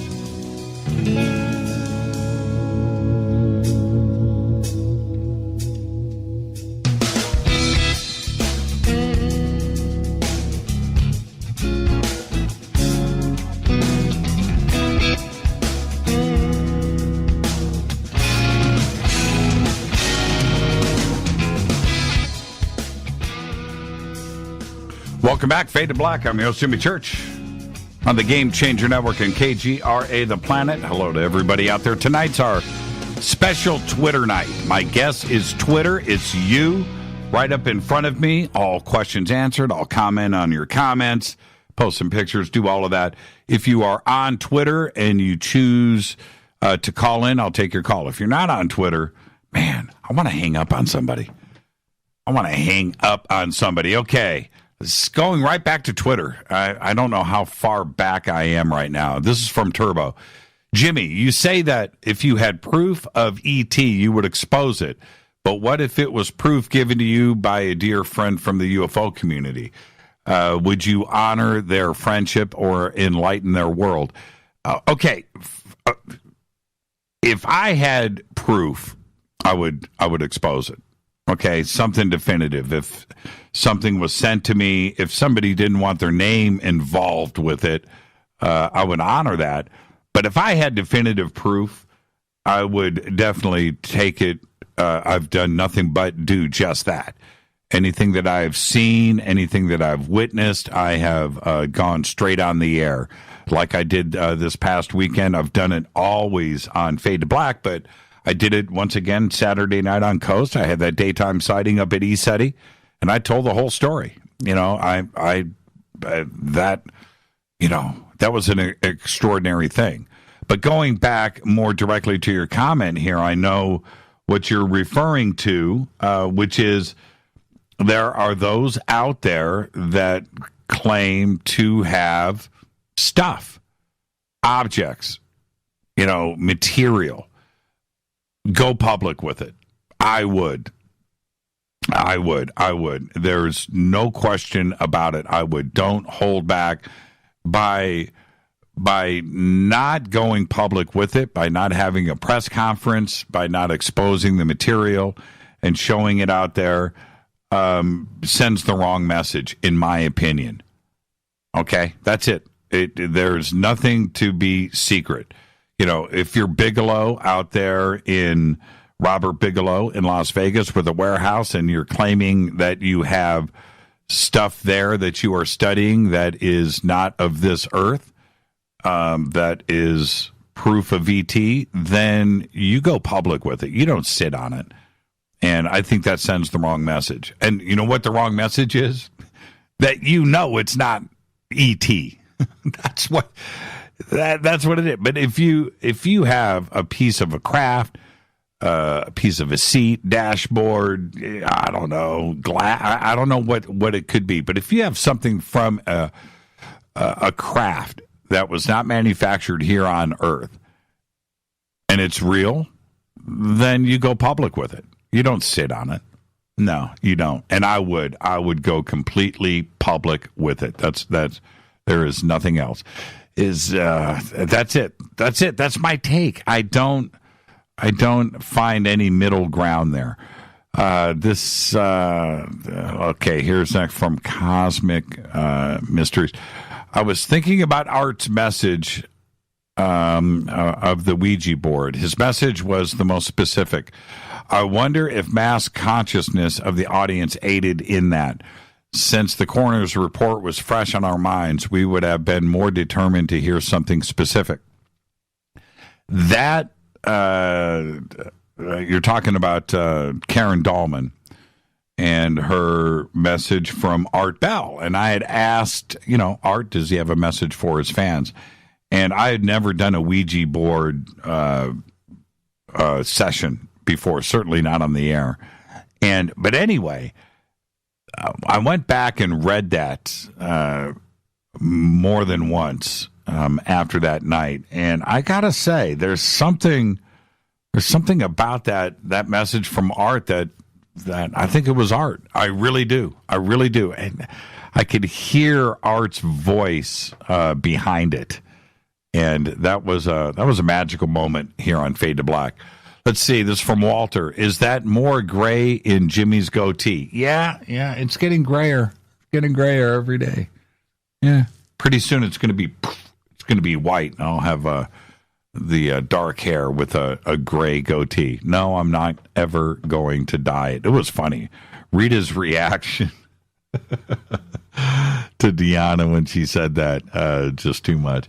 Oh, you know what? I didn't do this during the break, but I have... I'm going to play. Oh, I can't do it. Oh, I've got that locked up. Okay, let me, let's go to the phones. Hi, you're live on Fade to Black. Twitter night. Who's calling? Hello, Jimmy. Hello? Who is this? This is Phil Christo 2 on Twitter. How you doing, Phil? I am doing awesome, as usual. Okay, what's on your mind tonight? How about yourself, sir? How's your ear feeling? Oh, my ear is great. Thank you for asking. Good. Yeah, over the hump on that. I'm listening in stereo. I've got you in stereo right now, Phil. Okay, I'll kind of tone it down then. Right on. Yeah. So, my question is, what do you think about the idea that we're actually not in 3D anymore, that we're kind of in a transition state of 4D to 5D? This is kind of my new theory here, is that what's going on. And the reason I feel this is because, well, just a whole lot of phenomena like the fairy orbs and the Bigfoot footprints at ECETI, plus all the sightings. So, I mean, and then there's the Mandela effect, and that kind of shows you that time is kind of getting wonky. So, and anyway, I mean, time is that fourth dimension, right? Kind of. Well, yes. But I look at that two ways, Phil. Number one, let's go to the direct side of it. I think that more and more are being exposed to things outside of their simple 2D existence. And they are starting to recognize that there's something else out there and there's more to life in this planet and this universe. I do feel that. But there is the flip side to that. which is those of us that are recognizing it and that are part of this community aren't necessarily seeing or feeling what they are expecting. And so there's that. So I'm kind of torn between the two. And what I'm saying, those that recognize and see and know what to look for, and for this shift in from 3D to 4D and 5D and the lifting of vibrations, they aren't necessarily seeing that, and they are expecting the change and they're not seeing it. So there's that. And then there's the other side where there are so many out there talking about the Mandela effect, or so many that are seeing things in the sky, or seeing orbs, or the talk of fairies, which I never spoke of fairies before my trip to ECETI in my life. So there's that part, so I'm kind of torn between the two, and science is really helping us with this, the possibility of parallel worlds and multiverses and the existence of things that are beyond our own dimensions. So there's that part that is exposing a whole large swath of this planet to the idea that there's something more to life than just us. And I find it great and I find it exhilarating, but inside the community, they're waiting for a change. So it's strange. It's strange, but it's a wonderful problem. But I find it, as an observer, kicking back and listening to both sides of the fence talking about this, it's amazing. Well, I mean, I kind of look at it. There's like conscious shifts and physical shifts. So I would argue that our consciousness has shifted to a 4, or in some cases a 5D outlook, conscious shift in the look of how we want to interact with the world. So, like me, I want to be more loving and peaceful, and I'm trying to put that higher vibe into the world. So, yeah, there's the conscious thing, and then there's the physical thing. So I think this is why I've heard this terms of densities and dimensions. So densities is like the vertical shaft, and dimensions are the horizontals. Like in a grid work? Right. And I see that. So, yeah, so we're still maybe stuck in like a 3D, 4D kind of body, that it's sensing other things, it's picking up other things, it's reacting to these energies that's been coming in. This is kind of what my article on the event is here now, is that these energies are coming in, and it's coming through in anxiety and brain fog and all sorts of different kind of physical effects upon humanity. So, I mean, I don't know. This is just kind of where my mind's been going, and I'm just tossing it out there to see what you think. Right. Yeah. Like I said, I see it. I feel it. I can walk around and talk to so many out there that from all walks of life too, as well, different backgrounds, where they get it. And then when I see, physicists and string theorists and theoretical physicists, and I talk about it all the time, Phil, Silicon Valley, talking about, a simulated existence and parallel worlds and quantum theory and quantum mechanics, where science is talking about this. Our community is talking about this. We're starting to get this confirmation from both sides about this stuff going down. But then there are those out there that have been waiting for the change, and they're not seeing the change, and they've been waiting for this for years and years and years, and they're not seeing it. So, right, I'm one of those people, Jimmy. I am. I guess I just got tired of waiting, and I'm just going to see it. Yeah, I'm going to go with what I'm seeing, and start calling it what I think it is. Yeah, I agree with you. As far as I'm concerned, 5D is here. I just haven't broke on through that particular veil, but I'm through that 4D veil. Yeah, thank you so much. I understand about time. Yep. Thank you so much for that, Phil.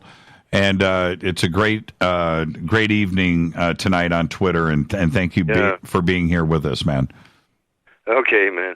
You have a good one. You too. Thanks for this. Yeah, thank you, Phil. Yeah, and I totally agree with what Phil is saying right there. You know, he's one of those that has been waiting and waiting and waiting and waiting. Let's get back to Twitter. Let's see. This is from Pump. What strings do you need to pull to get DeLong on the program again? So much to talk about TTSA and so little actual commentary. Pump, I'll be straight with you, man. I'm after what happened with Joe Rogan, I'm not so sure if Tom wants to go public anymore. He may in the future, but I think right now after that, and I'm still upset with Joe Rogan about the Rogan's treatment of DeLong. I'm just completely upset about that.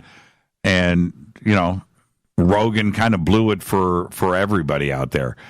So I think DeLong is just going to continue doing what he's doing. And I mean, I talked to Tom after the Joe Rogan thing, and although I'm not going to discuss, private conversations, I'll just say this: he was not happy.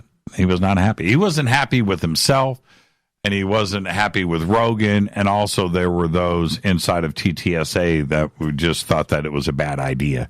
So, and that's the truth. That is the truth.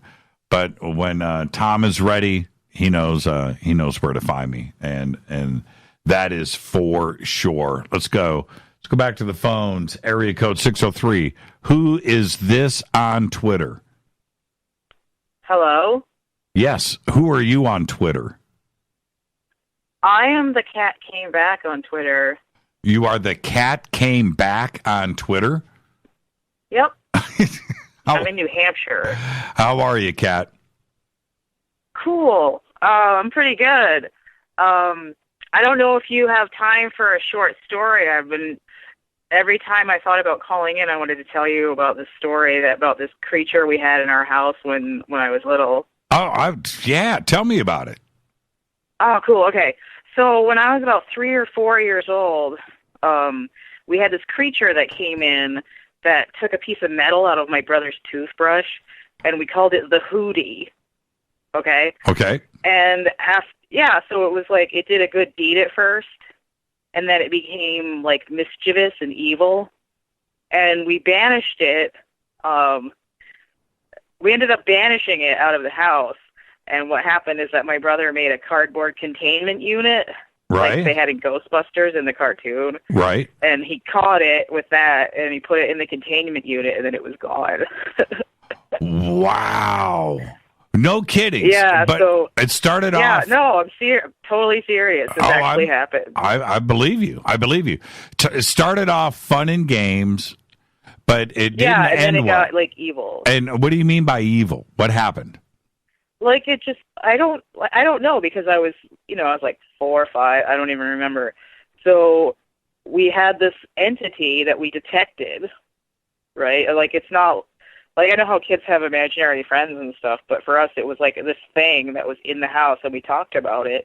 And then, like, instead of being friendly, like, we thought it was mean, so we found out a way to get rid of it, and it disappeared after we contained it. And I thought that was really funny. Now, what happened to the box? I don't remember, actually. Like, I just remember that there was, like, red construction paper, like, taped to the side of it. It looked like the one in the cartoon. So somewhere in New Hampshire, there's an entity trapped in a cardboard box, and nobody knows. What if they go and find the box and open it? I have no idea. I never thought about it. Yeah, I thought it was really funny. You need to talk to your brother. Don't mail it to me. I can tell you that right now. Right. Don't mail it to me. It's like that's like what year is it? It's probably like almost 30 years ago. So I have no idea what happened to it. Oh, but I think it's funny that like as a game, like 2 children banished an entity from a house. I think it's awesome. Now, are your parents around? Oh yeah. Well, yeah. I don't know if they remember it. My mom might, because she was around when we did that. Your mom's probably got the box in her closet. You should ask her. You should ask her. I think that's a great story. No, I don't think she has it. To ask your brother. It was funny though because the house wasn't haunted. Right. You know how because we have an old house because we live in New Hampshire and it was built in in the 1800s. But right. It was never haunted, and that was the only time there was ever like a presence. You need to go. You need to find out, Kat. Go talk to your brother, and if that box is still around, take a picture of it. Post it on Twitter. I would love that. Yeah. We need closure here. I want to know what happened to the box. I'm like 100% certain it doesn't exist. And I kind of wonder what happened to this creature that we called the Hootie, because I still think about it sometimes. I'm like, where did it go? Like, where did it come from? And where did we send it? Oh, that is great. Well, now you're on a mission. Okay, find out for me. Yeah, I thought you would like that story. Thank you so much, Kat. Behave and be well. Now, that was fun. I've never called in before. I know, it's great. I love first-time callers. Now, go hang out on Twitter. Cool. All right. I'm going to see you tweet. Thanks, Jimmy. Thank you, Kat. Behave and be well. Okay, bye. That's a great phone call right there. Not only first-time caller, great story. Let's go back to the phones. What's up, Scott? This is the Hootie. Oh, stop. How are you, Jimmy? I'm doing good, man. How are you? I'm doing good. So I've got a couple questions here. This is from my dad who's listening to you right now. He says the Mars Observer was announced in the late 1980s and was a follow-up to the Viking. He says in the news now that he's found out there's water on Mars. Right. So here's his 2-part question. Okay. Was there once an advanced civilization on Mars, and Yes. did it leave evidence of its existence behind for humans to find eons later? Yes and Number yes. 2, Yes and yes. Okay. and furthermore, did the survivors of this catastrophe leave monuments and temples behind arranged in a mathematical precision designed to teach us the secret of a new physics that could lift us back to the stars? Well, I don't know. I don't know the third. I don't know the answer to that one. But that would be cool if they did. And was it left here on Earth? This is what I kind of postulate. Life on Mars. Mars got screwed up. They came to Earth. Earth. What's our escape plan right now? Our escape plan is we go to Mars once we screw this planet up. So wouldn't it be funny if we just did it back and forth? We pack our bags here, we go back to Mars, right? Get Mars all straightened up, and then we screw that planet up again, and then we come back to Earth once Earth is straightened back out. Yeah. Right? But where are the missing people that are flying back and forth? Yeah. With amnesia. So that's I'm serious. That it's really not that hard to imagine or put together or theorize about, is it? It kind of makes sense. I'm not certain. I know that Hoagland was after it because of the Cydonia issue, and they were blocking that out. Every time something flew over that, they would have all kind of problems trying to take those pictures of that area. Right. You know what I'm thankful for Hoagie about is that he brought this question forward in a huge mass sense, right? He got it all out there. Yeah. I'm not so sure if he I just feel bad for Richard. He was on top of things for so long, and now he's just kind of disappeared. And I'm just wondering what the story is behind that. But I'm just thankful that he brought. I'm not so sure if Cydonia was a real face, right? I don't know. I'm not so sure if the mathematics and the 19.5 and those were pyramids and all of that. I'm not so sure about that. But what he did bring forward is for us to question about what was going on Mars. And I'll forever be thankful to him for that. Yeah, and the fact that they found actual water on Mars, that's incredible. Yep. That lake, I mean, that's a really big deal. If we think about this for a second, I've got to head towards a commercial, Scott, but think about this. Sure. We go, ISS, we go into space, we go to the moon, whatever we're out there doing, we got to take everything with us. Water, food, right? Fuel, everything's got to go with us. And we cannot survive without water. And replenishing or filtering waste and no, you want fresh, you want real water. And one of the things that would make living on Mars a breeze is water. And if we have a fresh water supply there, that really takes the burden off for so many different reasons. And that's a really, really, really big deal. Is it proof of life on Mars, previous, civilization? No, it's not proof of anything. What it is proof of is we got stuff to drink. That's what it's proof of. Yeah. That takes a load off, right? We don't have to take our water with us to Mars. So there you go. That's why I'm excited about it. Is it proof of anything? Are they going to find some? Well, you know what? I don't know if we'll ever know until you and I can go to Mars ourselves. But one thing is for sure. If we go to Mars and build some yurts, we got water to drink. That is true. Jimmy, thank you for taking my call, my friend. And like always, you are the best, my brother. Thank you so much, Scott. Now go sing a song. I will, man. Take care. I'll talk to you. That's it. That's Scott T. Richards. The Fade to Black guitar strap right there. It's my Christmas present from Scott T. Richards. It's Fade to Black. It's Twitter night. More of your tweets are next. I'll be right back. Hi, everybody. This is Rob Halford, the Metal Guard on JimmyChurchRadio.com. This is KGRA Digital Broadcasting Station. Salt Lake City, Utah. Van Buren, Arkansas.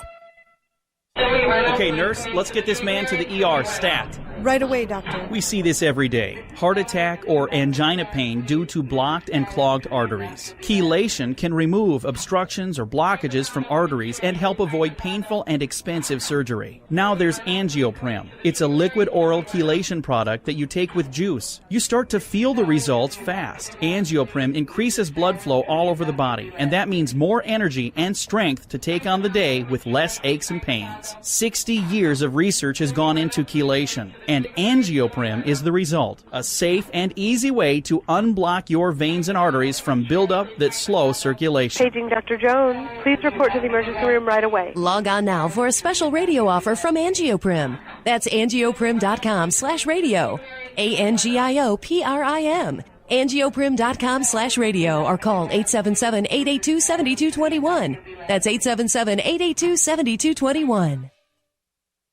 So, you love talk radio? Then you'll love TalkStreamLive.com. TalkStream Live is always on, 24/7 with the best streaming talk shows. Find your favorite talkers and discover some new ones. It's free, readily available online or on the smartphone or tablet. Finding your favorite talk shows all in one place has gotten a whole lot easier. Just go to TalkStreamLive.com. Be sure to download the free apps from Google Play or the iTunes App Store.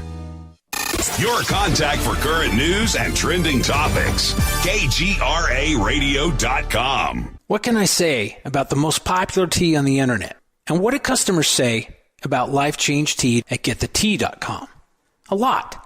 But by federal law, we at GetTheTea.com cannot make claims to how this product can enhance your health. We cannot even post our testimonies without being in compliance. So how do we get past the hump? Try our products at GetTheTea.com and see for yourself. You can send us a testimony, but we just can't post it. Bummer. Our products are GMO-free and organic. We pride ourselves in being the best we can be, and we urge you to take charge of your health. We're 11 years strong, and many of our customers have shared their successes with friends and family. Protect your colon. Log on to getthetea.com. That's getthetea.com. Getthetea.com. Getthetea.com. Did you know that when you're on the road with limited data or Wi-Fi available, you can still listen to every minute of Fade to Black by just calling 605-562-4482. No smartphone, app, or internet needed. It saves your data plan and no extra cost if you have unlimited minutes. Just call 605-562-4482. You can listen to me, Jimmy Church, on any phone, anytime, anywhere. Go Beckley Tappy.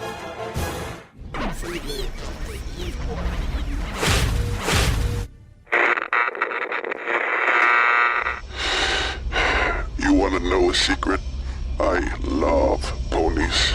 I really love ponies. I'm serious. I couldn't stay sane without ponies to brush. Why Fade to Black? Because you never got that pony, damn it. This is Fade to Black with Jimmy Church on the Game Changer Radio Network and KGRA, the Global Radio Alliance.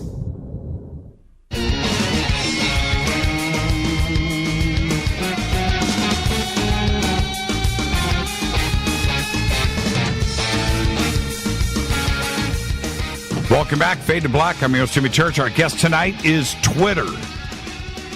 That's right, all Twitter, all night long. Answering your questions, commenting on your comments.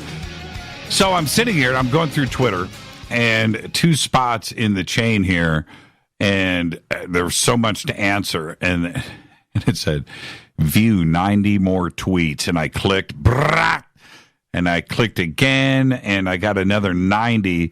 So I'm literally looking at right now 500 tweets in front of me, and we have an hour left on the show, and I'm scrolling through. Okay, so Reverend Jimmy Pearson wanted to know who would I want to interview that was dead, and I think that was it. And I was scrolling. Now it's 500 tweets ago, and I can't get back to it.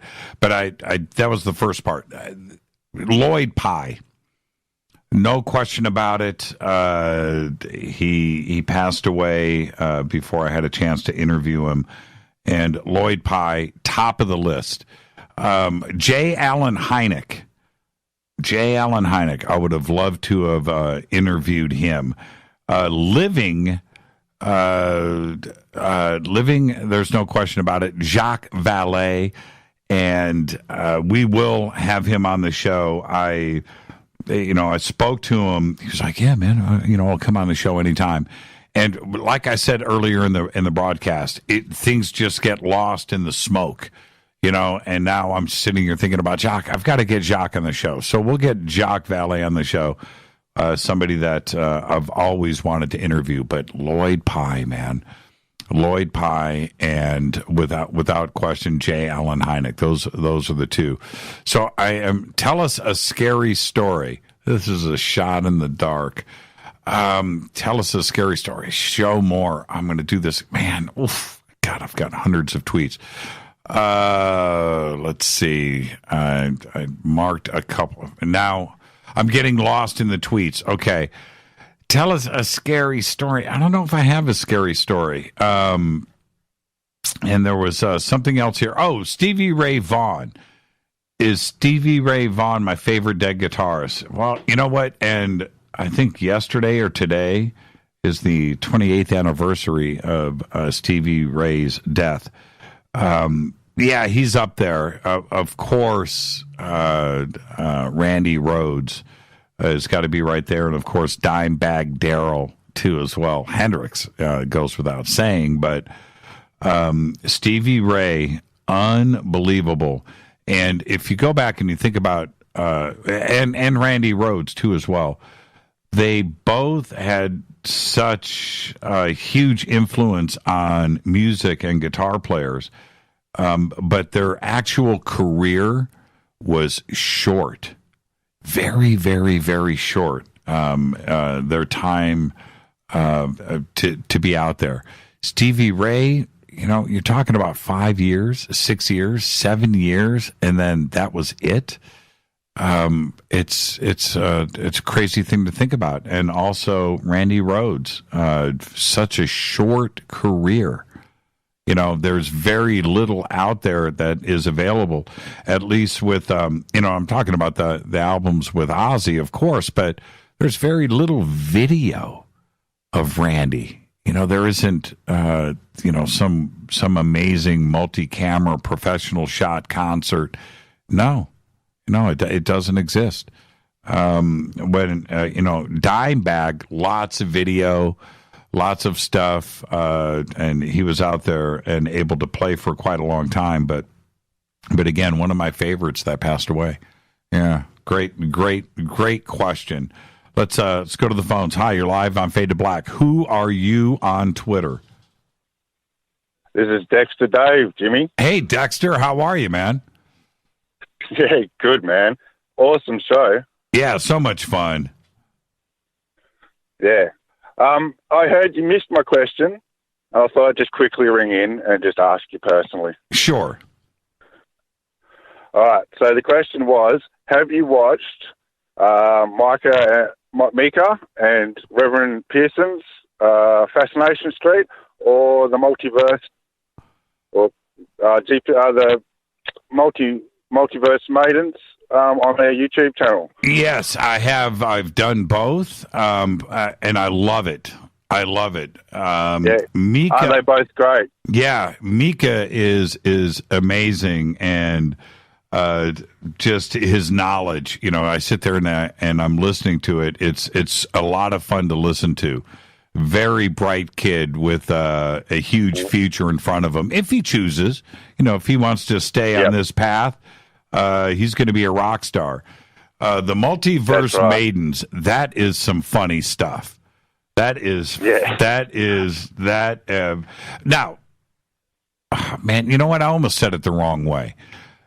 So their quest for knowledge and how they look at life, and different researchers and the real-time commentary on our community, they're right there. Okay, the knowledge base is so solid. But man, I got to tell you, it's funny. It's so funny to listen to them. I just really, really enjoy it. It's one of the both podcasts, Fascination Street and the Multiverse Maidens, are two great podcasts for anybody to go and listen to. But the Multiverse Maidens, man, they just make me laugh. That's funny stuff. Yeah. Funny. Yeah, I got to watch my first live one on Sunday. It was for me. And it was just, I really enjoyed it. Me and the missus, we really enjoyed it, Lizzie and me. And I've listened to all of Jimmy's podcasts and Mika's podcasts, and I watched their live first Facebook one that dropped last week, and I've been sharing that all over Facebook. And yeah, it's just, I dig it. I dig this community. I dig these people, and I've got to go back and watch all the Multiverse Maidens episodes that I can, especially the Holly Marie one the other week, I mean. Yeah, that was great. Yeah, I love it, man. I listened to that actually live with Rita. Yeah, you're right. Yeah, you're right. That was spot on the money. I wanted to ask you really quick before I let you go, Dexter. I had Peter Maxwell Slattery on Coast to Coast this past Saturday, and there was a question that popped up on Twitter, and I didn't get to it until it was too late, and I couldn't ask Peter. But the question was on Twitter. Where's the UFO hotspots in Australia, like ECETI is here in the United States? That is, that's a guaranteed place to go and have fun. Where's the hotspots in Australia to go and have night watches? Well, that's a good question. I don't think I could answer that, Jimmy. You probably have to speak to Peter about that. Definitely he'd know. People like maybe Mark in Sydney, Mark Toronto, they probably know better than me. But I'm learning, Jimmy. I've got a lot of different Facebook groups that I'm a part of that are CE5 groups and stuff like that, and I'm seeing some amazing pictures coming up. People having experiences every day, and so it's happening everywhere at the moment, as far as I know. But yeah, I don't know the hot spots. Yeah. Get night vision and go out there and just all you have to do is look up. Yeah, well, not you. I mean anybody.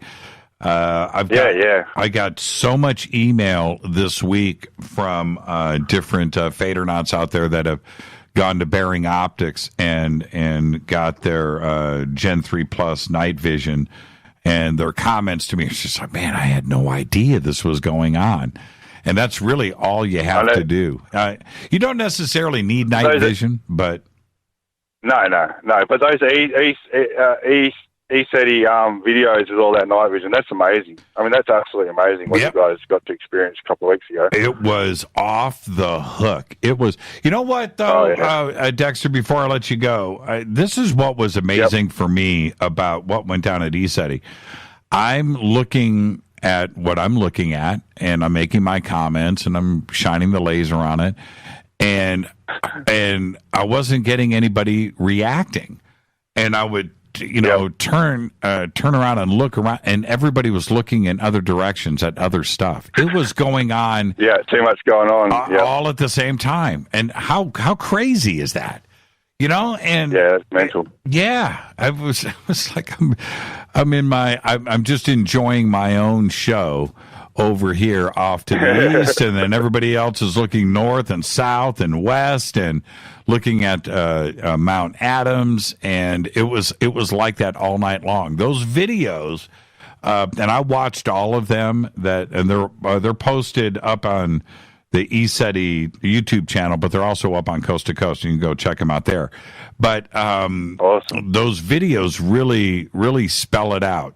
That's exactly what was going on there. It was in all directions, multiple sightings all at the same time.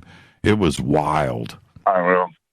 In January, I've got the Consciousness Conference that I'm attending at Uluru in the middle of Australia, right near Alice Springs, right near where Pine Gap is. So we're going to be doing that for 3 days out there, and we're hoping to see some stuff out there. Apparently there's stuff going on out there when they have these conferences, so I'm hoping that's going to be the place for me. So yeah, keep us posted. Yeah, keep us posted and see if you can shoot some video, Dexter. Oh, for sure. Well, thank you, Jimmy. Thank you so much, my friend. Be safe and be well out there. Go Beckley Tappy, mate. Go Beckley Tappy. That's what I'm talking about. Australia, Dexter Dave coming in. Yeah, Multiverse Maidens, man, and Fascination Street. For all of you out there, if you haven't checked it out, those are 2 amazing podcasts to go and check out. And let's get back to Twitter. This is our Twitter night here. You guys have no idea how backed up I am. But let me get straight to this.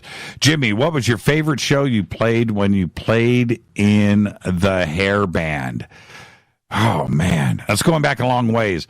All of the shows that we did at Gazzari's, I remember we played there like 6 or 8 times one summer. That would have probably been 1985. That was great. You know what? When we played the Troubadour, that was really cool as well. The whiskey, all great. Wait a minute. We played out at in Bakersfield at the racetrack out there in the infield. Oh man, some hot rod show, but that was pretty epic. That was a lot of fun. So many. The Pomona Valley Auditorium. That was a great night too as well. I don't know. Too many. Let me stay on this. If you're on hold, stay right there. I will get to you. Let's see. Jimmy, will you have a small secret about Rita? Man, I've got to eat dinner tonight after the show. I can't do that. I'll say this, okay? I'll give everybody a secret about Rita. We have 4 dogs, 4 small dogs. We have Portia and Malcolm, 2 miniature schnauzers that are both 10 years old, been with us a long time. We have Luna, another rescue. All 3 are rescues. And we have Luna. I don't know what she is, but she is cute, whatever she is. She's like a Chihuahua mix, long hair, funny dog, too. She's so cool. And then we have Teddy. And let me tell you, if I'm going to throw Rita under the bus with a secret, she loves Teddy so much that Teddy gets his own food.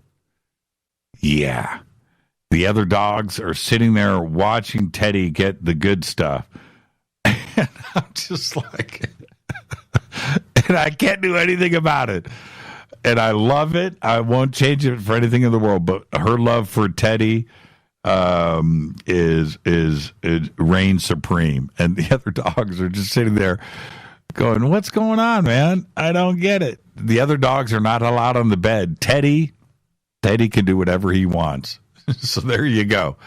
There you go. Okay, Jimmy, does playing 432 hertz instead of 440 really grow hair? That's funny. That is funny. Somebody asked me earlier, I wanted to get back to this. Somebody asked me about John Teeter and if I thought John Teeter was real. I do. And the reason why I think the time traveler John Teeter is real is that it has never been debunked. Nobody's busted anybody. Nothing has come forward with the John Teeter story to blow it wide open. And I'm talking about a friend, an ex-boyfriend or an ex-girlfriend or an ex-wife or an ex-husband, somebody to just pull forward and go, here's all the John Teeter evidence. This is how it happened. Here's how we did the artwork. Here's how we shot the video. Here is the picture of inside the car, and this is what happened. Here's the time machine, and this is how we did the graphics on it, and here's how we did the labels. And nobody's been busted. Nobody's been busted. There's been a lot of attempts at debunking that. All of it absolutely went nowhere. So as solid as the evidence may seem, no. That's what's trippy for me about John Teeter. Nobody's been busted. So I'm there. I still think the John Teeter story is real. And the reason why he hasn't been busted is simple, because it's a real case, number one. Number two, why hasn't he come back? He can't. So that's it. Let's see. This is from Michael. How about a poll on free will? Does it exist or is it an illusion? And most important, why? Go Beckley Tepe. That's from Mike Perone. The free will is an interesting situation. Now, if we just go with science and we talk about math and we go back to the Big Bang and how everything was created, it's purely math. It's just math. It's just the way that it is. All the way to the creation of gold and carbon and diamonds and planets and stars and all of the galaxies and the universe, that it would have and did play out the way that it did because of math.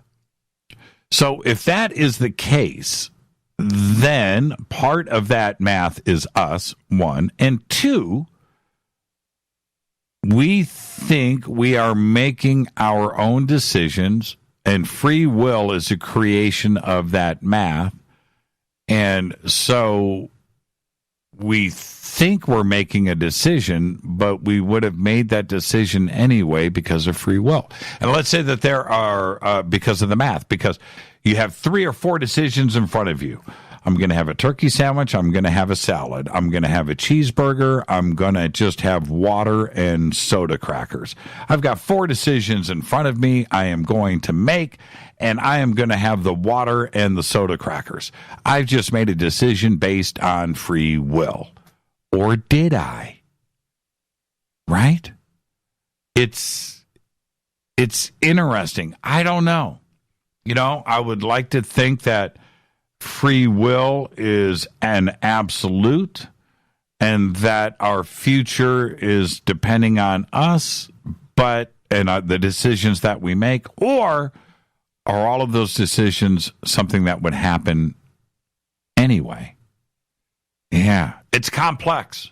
It's a crazy zone to go into and to contemplate this. We live in the United States, man. It's a free country. It's a free country. We make our own decisions here. Or was it the universe creating that anyway? Yeah. Yeah. Is it simple math? Let's go to the phones. Hi, you're live on Fade to Black. Who is this on Twitter? This is Bunk Steve. I just wanted to hear you say it. How are you, man? How are you this evening, Mr. Jimmy Church? Everybody, it's Bunk Steve. How are you, man? Lovely, Jimmy, just lovely. Fun night tonight, right? Wonderful. So what's on your mind? Well, what's on my mind is, Jimmy, when you're out there at the Sea City Ranch, yes, and you all are seeing all of this activity, I mean, a phenomenal amount of activity, does it dawn on you at some point, what is all that activity for? What is the purpose of that? What are they doing, Jim? I got where you're going. All right. So let me flip this over on you, and I want you to think about something. Okay? How many things have we sent to Mars? Not only the United States, but everybody, right? No humans, on board. Well, that we know of. But how many things have we sent to Mars? And if you were... There's probably been 25 or 30 different... Right. And that's just... something like that. And that's just us. That's planet Earth shooting stuff over there, right? Now, if you are a Martian and you're kicking back, right? It's like every year something new is landing. Something new is exploding and not landing, right?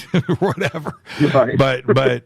But coming in and you're wondering, what are they doing? Why are they doing that? What's going on? Now think about Earth and how many civilizations out there are sending stuff here to just check out this planet one way or another and monitor and just observe, just like we're doing with Mars. Now, could that be what's going on? Could it just be probes and scout, things and different ways to monitor what we are doing here? And then I want you to think about this. Our galaxy, the Milky Way, right? One of trillions of galaxies in our just a crazy amount of we don't even know. We don't have the number. The number's not even the number correct. Is extraordinary. Okay? Now, so let's think about this for a second. Our Milky Way, our sun is 4.5 billion years old. Our sun. The universe is 13.8 billion years old. Do you know how old the oldest stars are in our galaxy in the Milky Way? Our sun is 4.5 billion years old. Does that mean that the Milky Way is 4.5 billion years old? No. Do you know the age of the oldest stars in our Milky Way? Well, billions. I mean, they could be 10 billion years old. That's right. 13 billion years old. So, how old and how much is out there? I'm talking about civilizations. Infinite. It's the same amount of number as the galaxy. It's crazy. It's a crazy large number. So, who knows that we are here? I mean, that the numbers of advanced civilizations in our Milky Way, it's an extraordinary large, huge number. And they're out there looking for us, just like we're trying to find life on Mars, right? And we're sending probes out there. But if you think about the advanced civilizations that have the ability to go to a moon, go to a planet, go and 3D print more scout ships, more satellites, more probes, and they just go across the universe building as they go. Not necessarily sending from their specific star system, right, or their planet, right, but they have the ability to just go and figure out the Milky Way and go and just check out stuff. Well, it's been going on for millions, if not billions of years. And the amount of civilizations out there that know about planet Earth, man, there's no question. So you go up to ECETI and you see 50, 60, 70 sightings in a night. Well, of course you would. Of course. You have to expect that. So that's what it's not necessarily somebody sitting on it and piloting it, and there could be that too as well. But it could be an extraordinary amount of a number of things that are just here checking out this planet. Absolutely. Without question, Steve. It's phenomenal. Yes, it is. There's just phenomenal amount of civilizations that are out there. And then there's phenomenal amount of civilizations that's visited us. Extraordinary large. It's extraordinary large. Extraordinarily large. And most people out there, and I mean, when I say most, it's 99 out of 100 walking out there that have no idea that we have 13 billion year old stars in our galaxy. That's how old. I mean, it's a crazy large number of what advanced life is here in our galaxy, and that's it. That's it.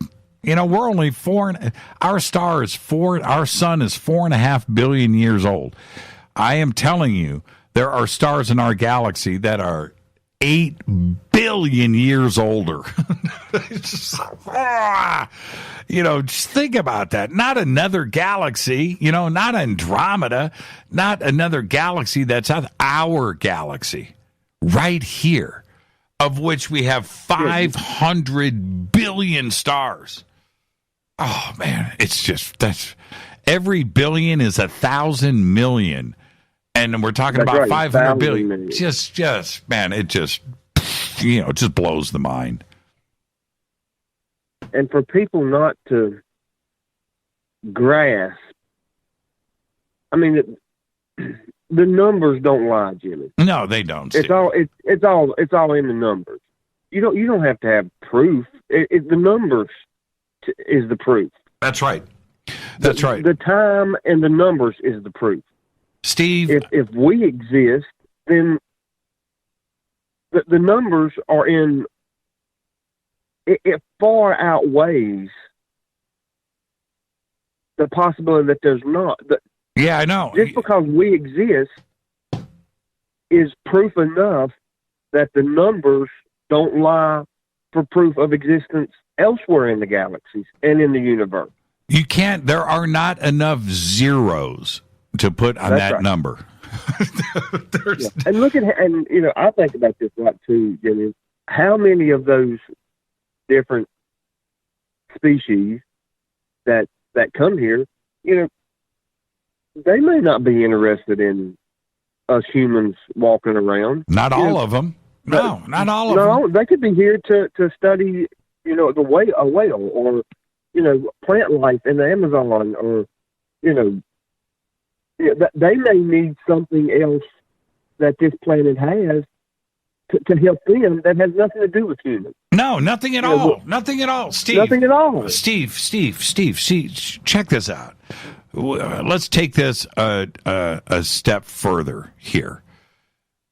Imagine for a second civilizations out there scouting this galaxy for interesting planets that could support life, right? They probably, and let's say that they've been doing it for 1 million years. 1 million years. They have a list of planets that with life on it that are, the list is millions long. Millions long. Earth is just right in the middle of that list, and it's just a check mark. Yes, life on that planet. Right? And they're out there just finding, habitable planets and what the status is. And maybe there's a little report and some notes on what's on Earth, right?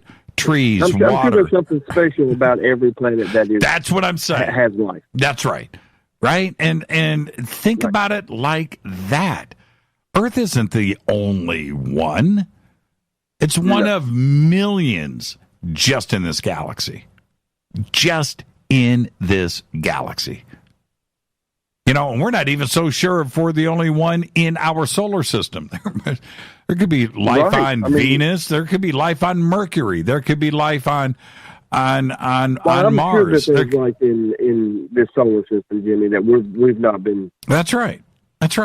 Aware of. We haven't been, told about or whatever. But without a doubt, there has definitely been life in the past on Mars. I believe firmly that Mars was very habitable at one time. Sure. Mars was Earth at one possibly time. Right. It was Mars was probably the first planet that had and probably had intelligent life in the solar system. No question about it. And Mars probably still has life on it. There you go. Hey, Steve. Yes, sir. Steve. Thank you. Yes, sir. Thank you. Jimmy, brother, always. Hey, man. Special night here, and it's only complete when you do your drive-by. Thank you so much, Steve. Give my best to the family. Thank you, Jimmy. Have a good evening, brother. You too. Bunk Steve Bunker coming in. I've got to, and Steve is so cool that we just blew past a commercial break because it's Bunk Steve. Yeah, man. You think about the numbers. You think about the numbers right there. And I could go on and on and on and on and on about the numbers and the implications of it. The ages of things, the amounts of things. But there's nobody out there, no skeptic that will say that we're alone in the universe. Not today. Not one. There isn't anybody that'll say it. It's Fade to Black. It's Twitter night. One segment left. I'll be right back.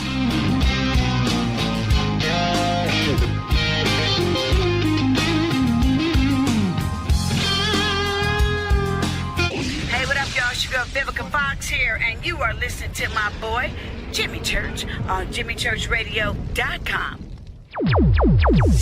Despite popular opinion, reading a book will not make you smarter. But listening to Jimmy Church will. Hurricanes, earthquakes, wildfires. This year we've experienced more than our fair share. This is Jimmy Church of Fade to Black, and last month I decided to make sure my family does not have to worry about food should we get caught in a real emergency situation. Introducing Numana, a healthy, storable product that tastes so good that you'll want to eat it every day instead of just during those times of duress. All Numana products have a 25-year shelf life, are MSG and GMO-free, no preservatives, and are made in America. With the Numana pack in your home, you'll be able to sleep at night knowing that you've protected your family. Not only have I tasted and tested, I own it. Now you can too.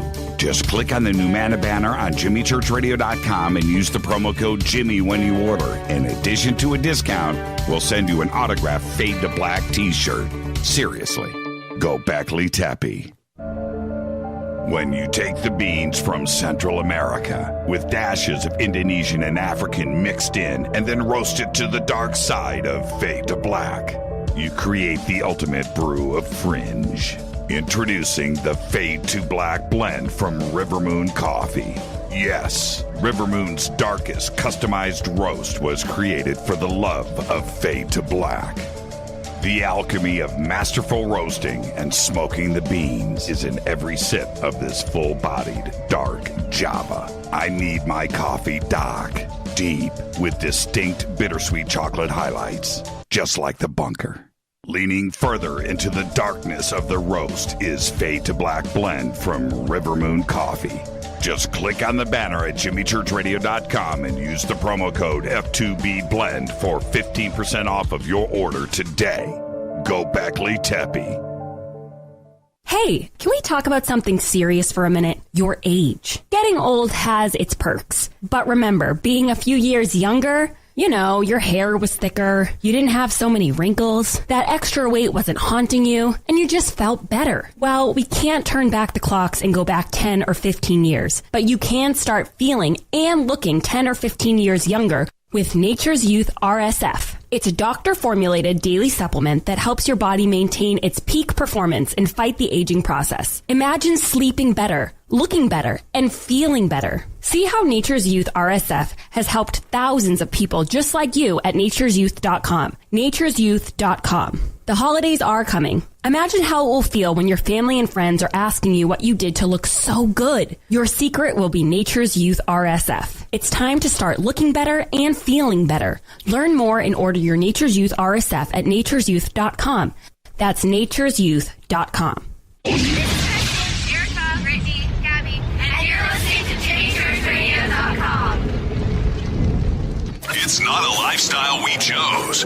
We were born this way. KGRARadio.com.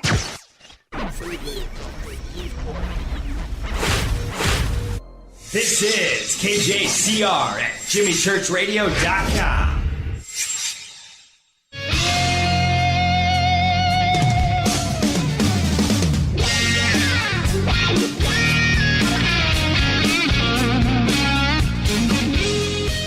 All right, welcome back. Fade to Black. It's our Twitter night. All Twitter, all night long.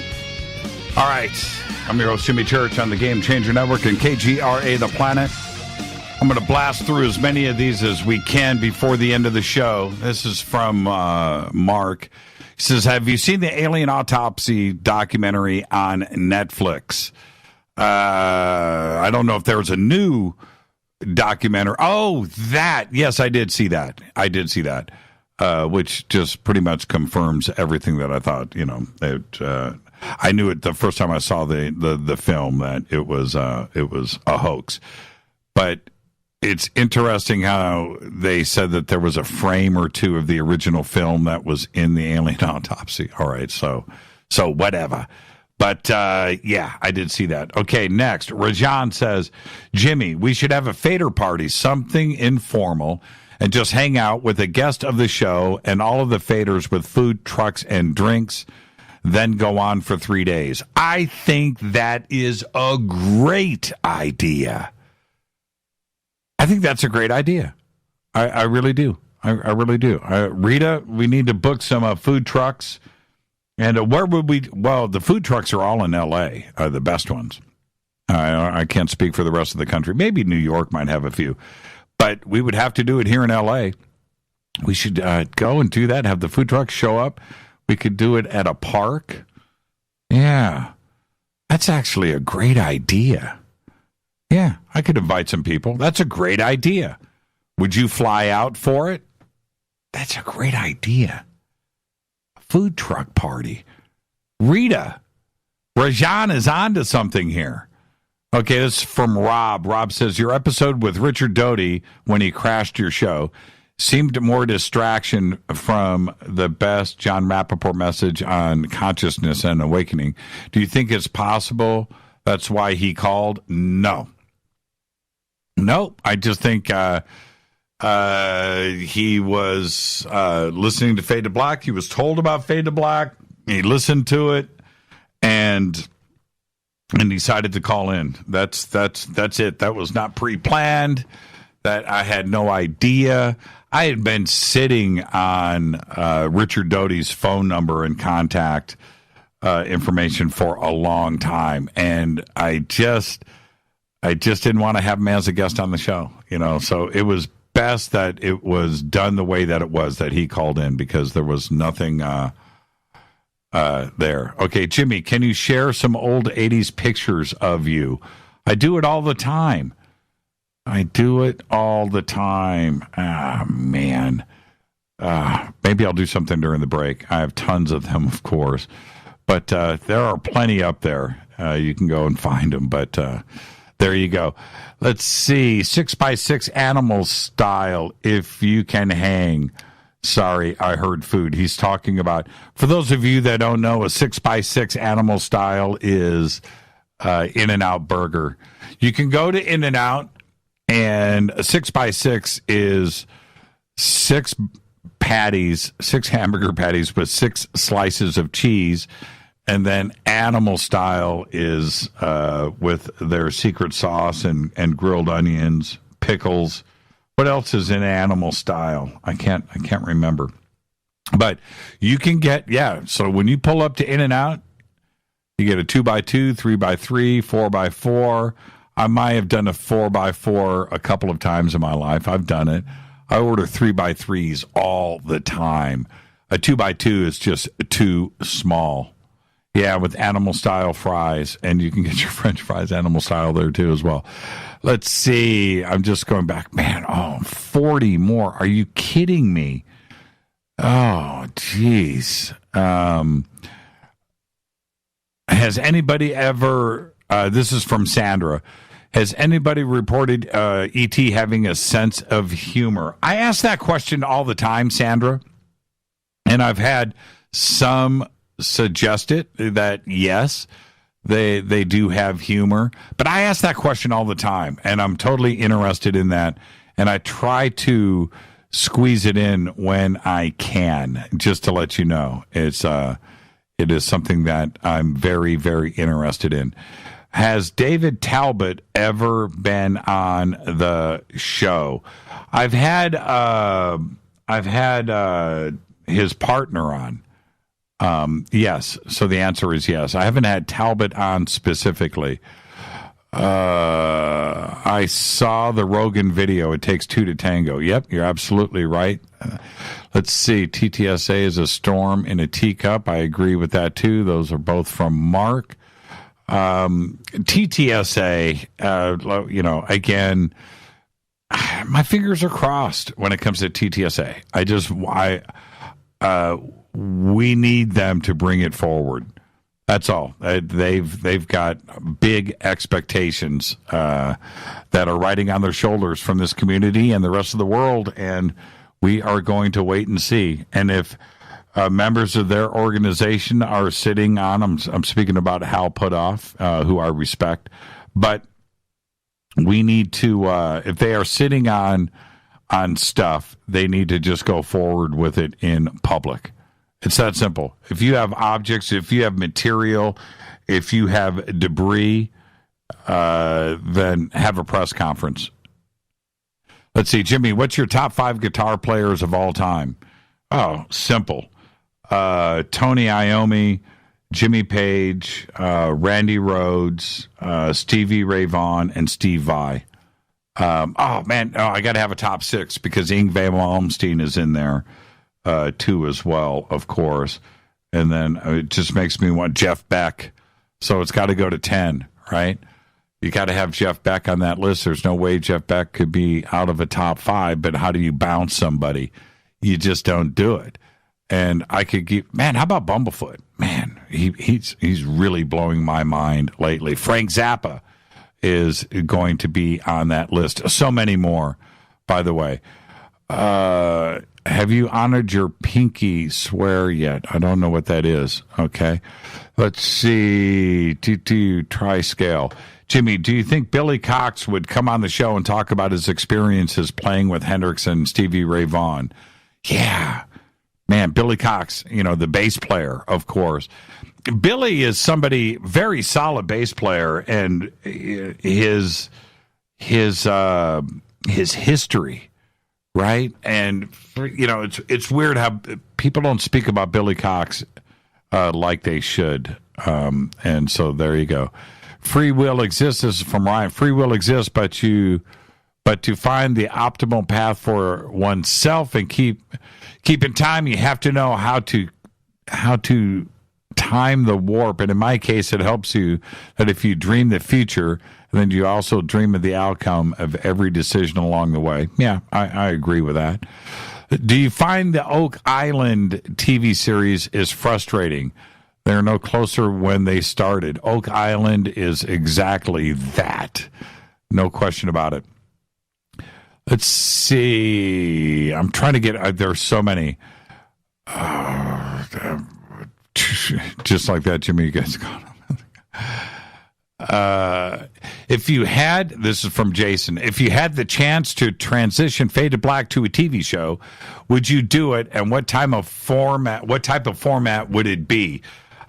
We did that with Breaking Mysterious, but I think that there could be a version of this show that was actually Fade to Black on the radio.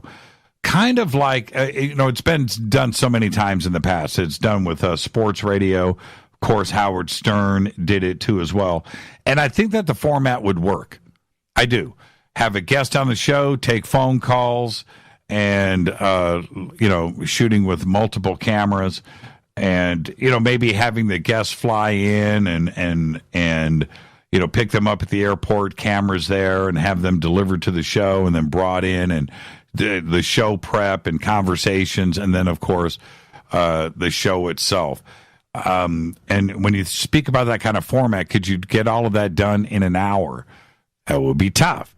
Could you do it in 2 hours? That would be tough. Could you do it like Dan Patrick and run 3 hours live? It's all possible. But, I think that there is a way to do Fade to Black on television. I do. Oh, here's a bunch of shots of me. I'll go ahead and Jimmy back in the day. All right, let's go ahead and get this posted up here. This is called Live Radio. Boom. Okay, there you go. There's some pictures of me back in the 80s. Man, look at all of these tweets. Okay. That's it. I'm going to go random here. And where has Blue Avions been in the last year or so? Still out there. You're talking about on Twitter.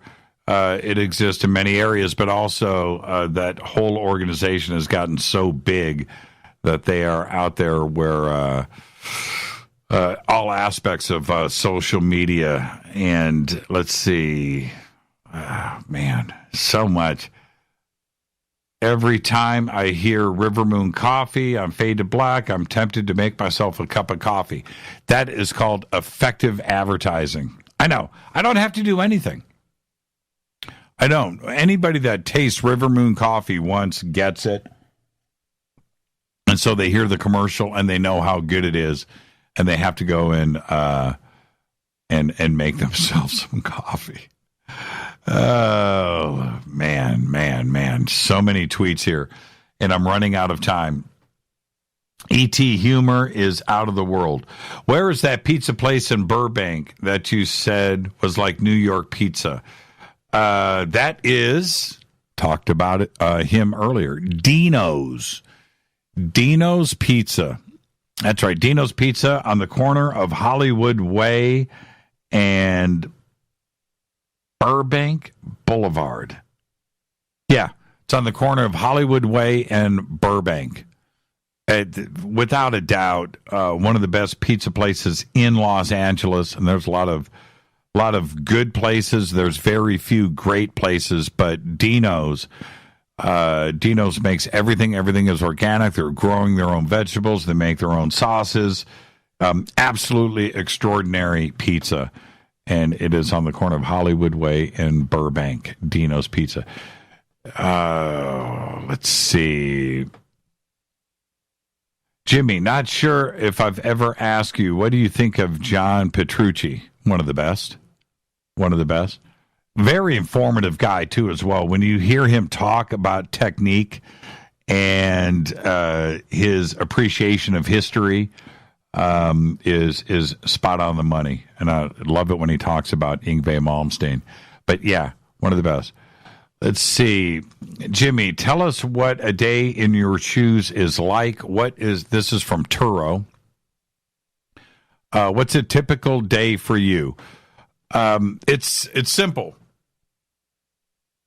Typical day. Get up, make coffee, sit on our patio, discuss what we need to get done for the day. I like to get out in the sunlight for a few minutes, but then immediately it's about setting up the show for the day.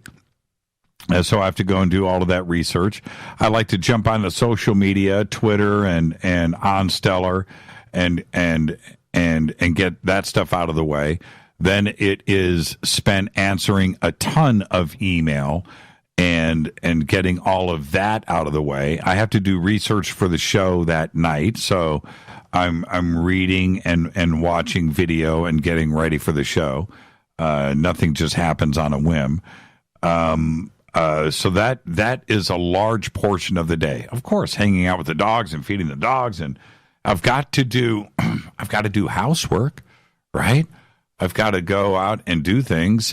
Today, I went to the ear doctor. Had to go and get my final checkup on the ear, so I did that in the middle of the day. And while that is going on, going to the doctor and back, I'm on the phone, and so I'm coming back from the ear doctor. I'll tell you about a typical day today. Driving down the road, heading back to Burbank, and I drive past a Trader Joe's. And I jumped on the phone. I pulled into Trader Joe's. I called Rita. I said, she goes, how'd the ear appointment go? It went fine, but I'm at Trader Joe's. So I pulled into Trader Joe's, and I walked through, and I filled up a basket and went out, jumped in the car, and headed home. And loaded up the house and then went over to the bunker. So that's a typical day here. One of the things that wasn't typical for me today is I didn't have to do any show prep. So we had the Twitter show today, and I knew that I'll be able to blow through Twitter and just hang out. So it was a very relaxing day compared to normally what goes on around here. What are your favorite 80s high tops? You talking about shoes? Man, there was, I can't remember the name of the company now. I used to wear those. Man, I did Capezios too as well, but my favorite high tops of the 80s were all Nikes, and I still have them. I have a bag of shoes that Rita is telling me I need to donate, and I just can't. I might have 2 bags of shoes, actually. One of my favorite pairs from the 90s, and I still have them, my Gary Paytons. And those are the ones with the Velcro flap that went over the shoelaces, the leather, so they look like one piece of leather. I still have those. I still have a silver pair. They're bright silver. I call them my moon boots. My Scottie Pippen one-piece plastic Nikes with the hologram Nike logo on the side. I still have those. And I actually wore those things in public. I cannot believe that I ever did that. But there you go. This is from Craig. Jimmy, what does find your truth mean? Live your truth, etc. I'm going to go straight to bliss on that. Bliss and truth. Find your truth. Find your bliss. Don't lie to yourself. Don't be fake. Don't do it. Don't find your bliss. This is from Deuce Guy. Inquiring fader minds need to know, what is your favorite brand for chilled vodka? Grey Goose. Grey Goose. There you go. Yeah, that's about, Grey Goose it's not cheap. It's not the most expensive, but it is dependable. Grey Goose is great vodka. So there you go. Vans. No, I never did Vans. I do Vans now. I didn't do Vans then. What? No Reggie Millers? I had a pair of Reggie Millers at one point. I still do somewhere. I do. I got Kobe's. I got Kobe. Rita bought me some Kobe Nikes back in the 90s. No. When did you get me those, Rita? I was to say 90s. I was about 2005, 2008. Whenever the Lakers won their last championship. Beluga is awesome vodka if you can find it. Yeah, when you can find it, Beluga's good. It's well done there, Scott. I'm gonna give you a star. Gonna give you a heart on that. What about the Jays? I've got some Jordans. I don't know which ones. They make so many of them, but yeah, those look good too. That's Alan Wenner coming in strong. Nobody. Stick with the Chuck Taylors. Yeah, I know, but Chuck Taylors I always had to wear inserts with. Bad arch support of the Chuck Taylors. But I've got some Chucks. Of course. I've got some Chucks. No question about it. Okay, well, with that, I'm going to wrap. Man, I've got so many that I missed tonight, and I apologize for that. There is probably, I don't know what the count is. Let me see if I can get a grab here. I'll get a screen grab of the count tonight. The count is, are you ready? The count is 38,874 tweets and retweets tonight during the show and likes. That's insane to me. And so I only got to maybe 50 or 100. And there you go. So thank you to everybody. We got to do this again. I have no issues, man. We should do Twitter night once a month, maybe once a week. This is a lot of fun. I could do this all night long. With that, I got to get out of here. I almost blew through the end of the show. Fade to black. Tomorrow night, Alan Green is here. And his research, yes, that is Dino's Pizza. Thank you for that. His research into Shakespeare is extraordinary. It is. And we're going to do all of that tomorrow night. Fade to Black's executive producer is Rita Camarion. Shows produced by Hill J. Palm, Renee, Dennis, and Bob. Announcers are Steve Harder, Gene Vitoa, Mark D. Kovar. Webmaster, Drew the Geek. Music, Doug Aldrich. Intro, Spaceboy, spaceboymusic.com. Fade to Black is produced by KJCR for the Game Changer Network, and syndication is KGRA, The Planet. Thank you to everybody that tweeted. That's why it was called Twitter Night. Phone calls are great, too. This broadcast owned and copyrighted 2018 by Fade to Black and the Game Changer Network. It cannot be rebroadcast, downloaded, copied, or used anywhere in the known universe without written permission from Fade to Black and the Game Changer Network. I'm your host, Jimmy Church. Follow me on Twitter at JChurchRadio. Until tomorrow night with Alan Green, everybody be safe. Go back, Lee Tappy.